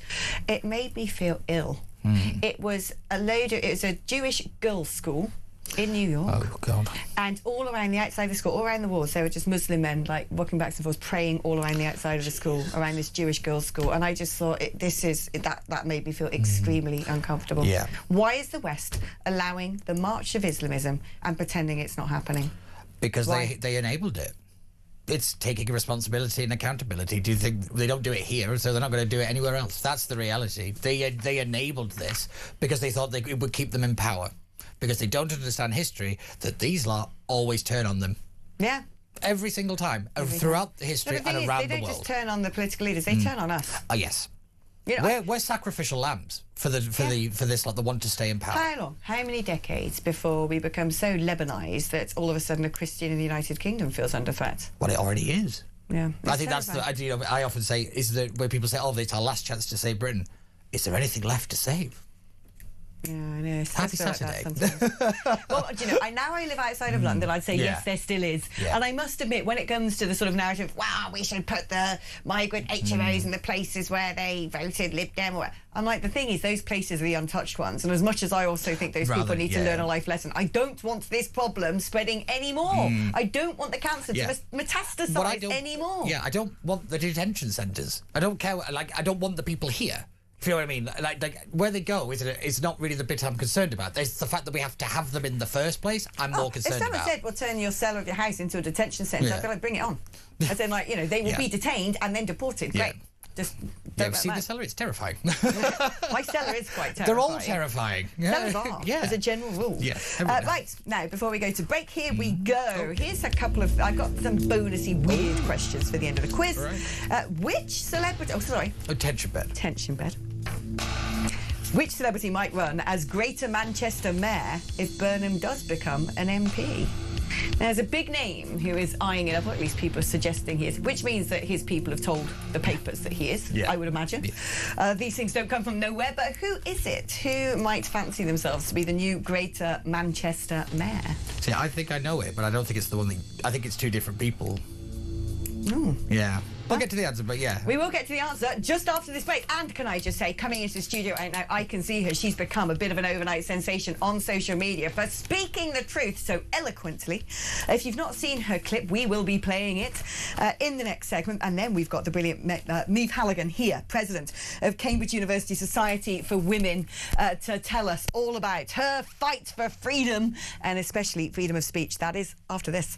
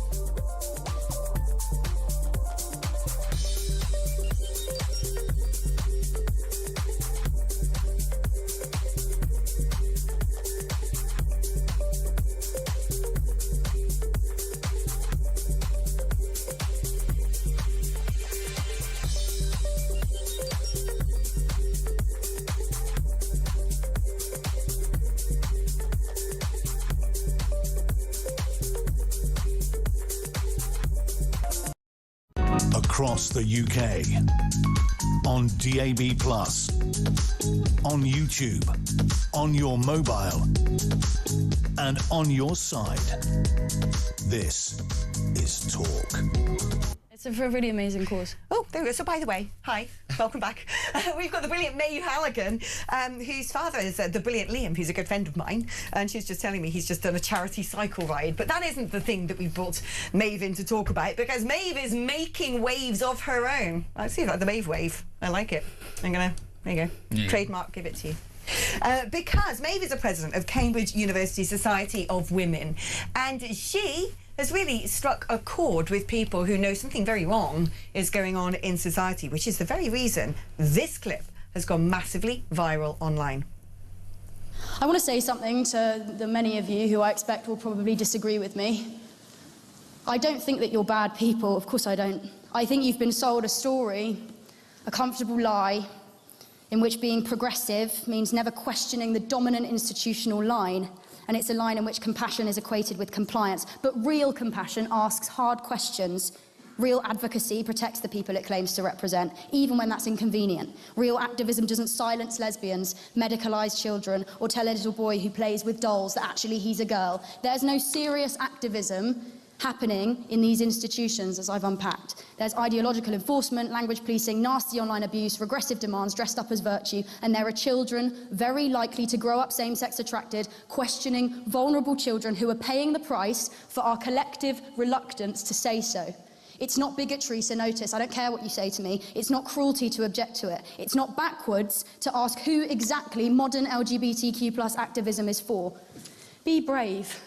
Let yourself question the narrative that you're being fed. Don't tell me to be kind if being kind involves lying to and medicalising kids, betraying lesbian and gay people, rolling back women's hard-fought-for rights, and hurling threat at those who object. Again, hatred, you talk about it. Try being a woman who knows what one of those are. I'll tell you about hatred. No, I don't subscribe to this kindness, and I'll tell the truth instead. Yeah. Maeve, I've got that was incredible. Riled up. What a brilliant that speech. Was amazing. What Thanks. a brilliant speech. Where did you get that energy? I mean, you must tell me what it's like at university, on campus today. How, you know, this crazy, almost militant top-down activism. I mean, when I was at university, we just went to the pub and got absolutely mortal. There's still plenty of that happening. I'm glad Thank to God. hear it. What was your reception like after that? Well, I only found out that I was doing the speech. I was, you know, a student speaker, which means that you're allowed to kind of audition for a slot. And I did an audition to the president of the Cambridge Union, Jack Peters, and then I was allowed to speak, and I spoke last in favour of the motion that modern LGBTQ plus activism is failing its community. Agreed. The reason that I wanted to say it is because I think it's something that many people believe. So the most important thing that I've taken from it, and the support that it's had online, I've been proven right in that respect. A lot of people are pleased to hear what I said, not because it's me saying it, but because it's something that they also know to be true.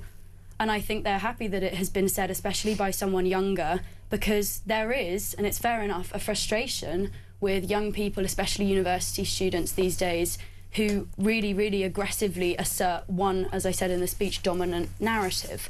So I think I'm glad that I did the speech, because I believe it's something that needed to be said, because it's such a widely held view. I think it's normal to be able to, I think it should be normal to be able to say that men and women are different things, and that if you start blurring that reality, denying that reality, it has real consequences, especially, as I mentioned, for the LGBT population and for children.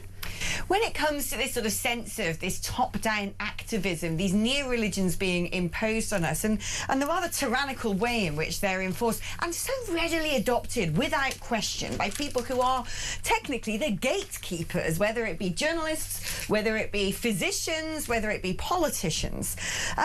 Do your sort of feelings about this extend into other categories of life? You focused on the LGBT thing, or are you looking around? I mean, look, we've been discussing a lot the two events going on in London today, the Unite the Kingdom rally, where the Prime Minister's turned around and basically said this is hate-ridden, this is racist, this is divisive.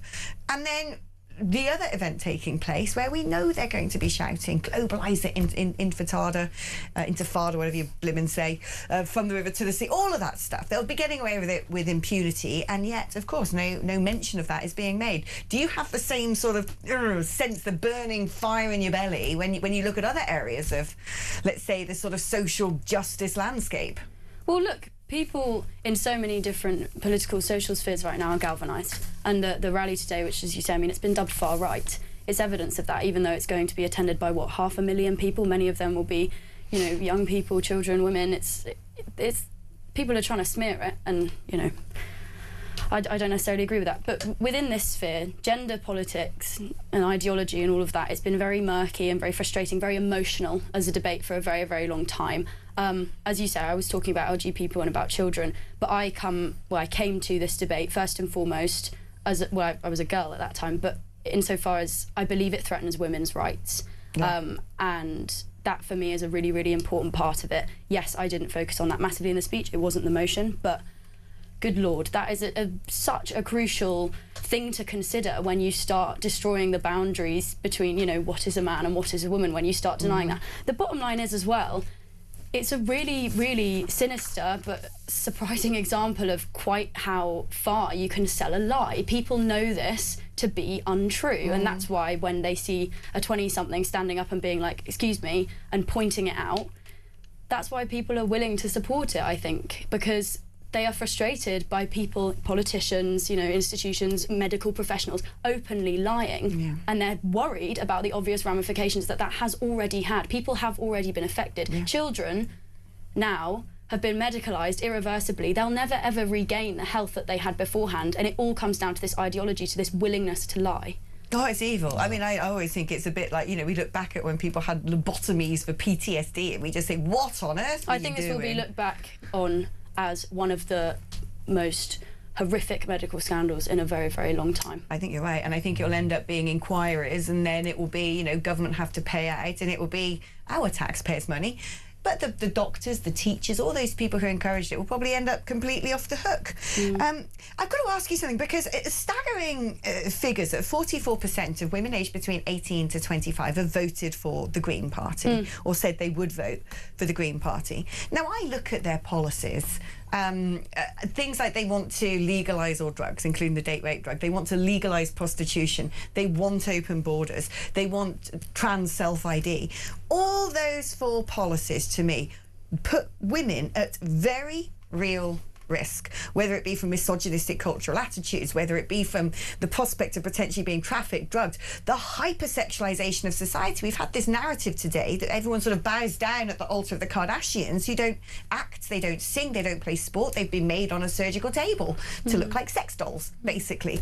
And I think that, 2026 is probably one of the worst times for women in Britain in our history. And then you see 44% of women in your age cohort voting for more. I don't understand. When you tell me about what goes on in the heads of your peers. Well, there are so many different things happening in there, and in what you just said.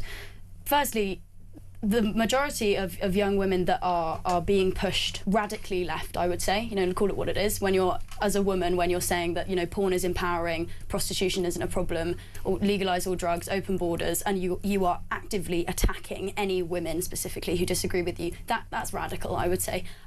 It's especially female graduates, and I think that it really, really starts in universities, because there's definitely an atmosphere, and I've said this before, of young women equating your political views to your moral values. So basically, you need to have the view that's perceived as kind. And yeah, social justice is the thing. But again, there are so many words being thrown around here that they're total misnomers. It's not justice to actively erase the rights of women by definition, I think, again, it's just been so staggeringly and sadly, disappointingly successful that women are now cheerleaders for their own downfall, especially young women. And I think, again, that is why, when I, as one of them, I look like these people, and if I stand up and say, actually, no, we're not all going to go along with this, and not just because of women, but again, because of the LGBT population, because of children, it's one person saying it really, really can give permission to others who have been forced into silence to say the same thing. It gives you something to look to point to, and to say, that is what I agree with. Because I recognise as well, I was in a really lucky position. I'm at Cambridge. I asked quite forcibly to be able to speak. I was like, I think you need someone to say this. Nobody else will really put across the gender critical standpoint, if you like. I was like, no, I'm going to say this because it's not being said, and it needs to be, because I know that I represent so many more people that agree with me. Amazing people, especially women, that have been working tirelessly to try and stop people blindly wandering into this lie. Activists like Helen Joyce, Maya Forstater, their organisation Sex Matters. Helen Joyce was actually at the debate, I should say. She's the Director of Advocacy for Sex Matters. It was amazing to have her there, because I recognise that I can only make that speech because I'm learning and standing on the shoulders of women who have been in this debate for so long, and they are bored of it. And so if somebody, especially a young woman, can stand up and start challenging this idea that all young people, all young women are just selling themselves down the river, then I'm really happy to have taken that chance. Oh, we're so glad you did. Amazing. Can I say, Maeve? I get emotional about everything today. Oh, honestly. Constantly on the brink of crying at the moment. Can I just say, as a gay man, thank you. Thank you. Thanks. We love her. We're definitely going to have you back, Maeve, because I think you are a rising talent, a star, and someone that today's women really need. Thank you so much for coming into the studio. I forgot to give you the answer to the previous quiz question. Oh, yes. I can't remember what it was. The previous question was, who might run as Greater Manchester Mayor? Oh, see, I went Gary Neville. It is Gary Neville. Right, yeah. Well done. Yeah, he's touted every time. Right, it's our final advert break before we end for the day. Tension bed. Right. Papillon, the pooch in Lazare in France, has just died after becoming the world's oldest dog. What I want to know is how old was he, and I want you after the break to give me the answer in French. I voted for Brexit. There we go. Right, there you go. That's coming up after this. We're going to be connecting with the brilliant Samara Gill, who is in place at the heart of it all, these protests going on in London, to tell us what is going on the ground. That's after this.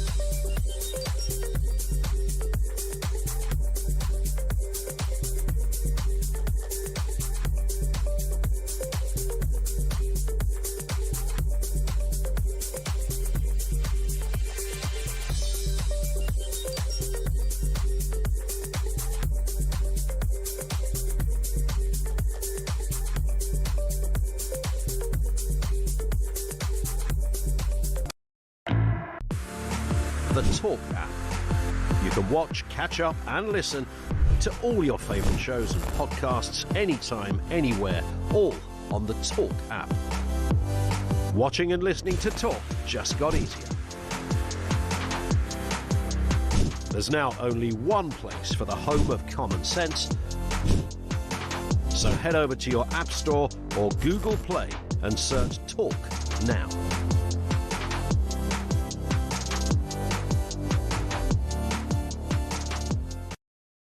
Across the UK, on DAB+, on YouTube, on your mobile, and on your side. This is Talk. Welcome back. Right. Yes. George's disciples sort of always gave you a look through the window like, oh, for God's sake, I'm not tech-opping your show again. Forget it. I'm asking for time and a half. Tension bed. Oh, he says he's tech-opping me again tomorrow. Oh, there's no quiz tomorrow. Don't you worry about that. Yeah. Right. Tension bed. Right. Papillon, the pooch, le chien. En Lazare, en France, est mort. He's dead. Yes. After becoming the world's oldest dog, what I want to know is how old was he? And I want you to deliver the answer en français, s'il vous plaît. I have no idea, and I voted for Brexit, so no. I'm sorry, you don't get out of it. I genuinely have no idea. Guess his age. I don't know, 17? I don't and what know. would that be in French? I have no idea. He's not even forced to do, like, French in year 9 or something. Yeah, that was a while ago. All right. Yes. I have no idea. I literally.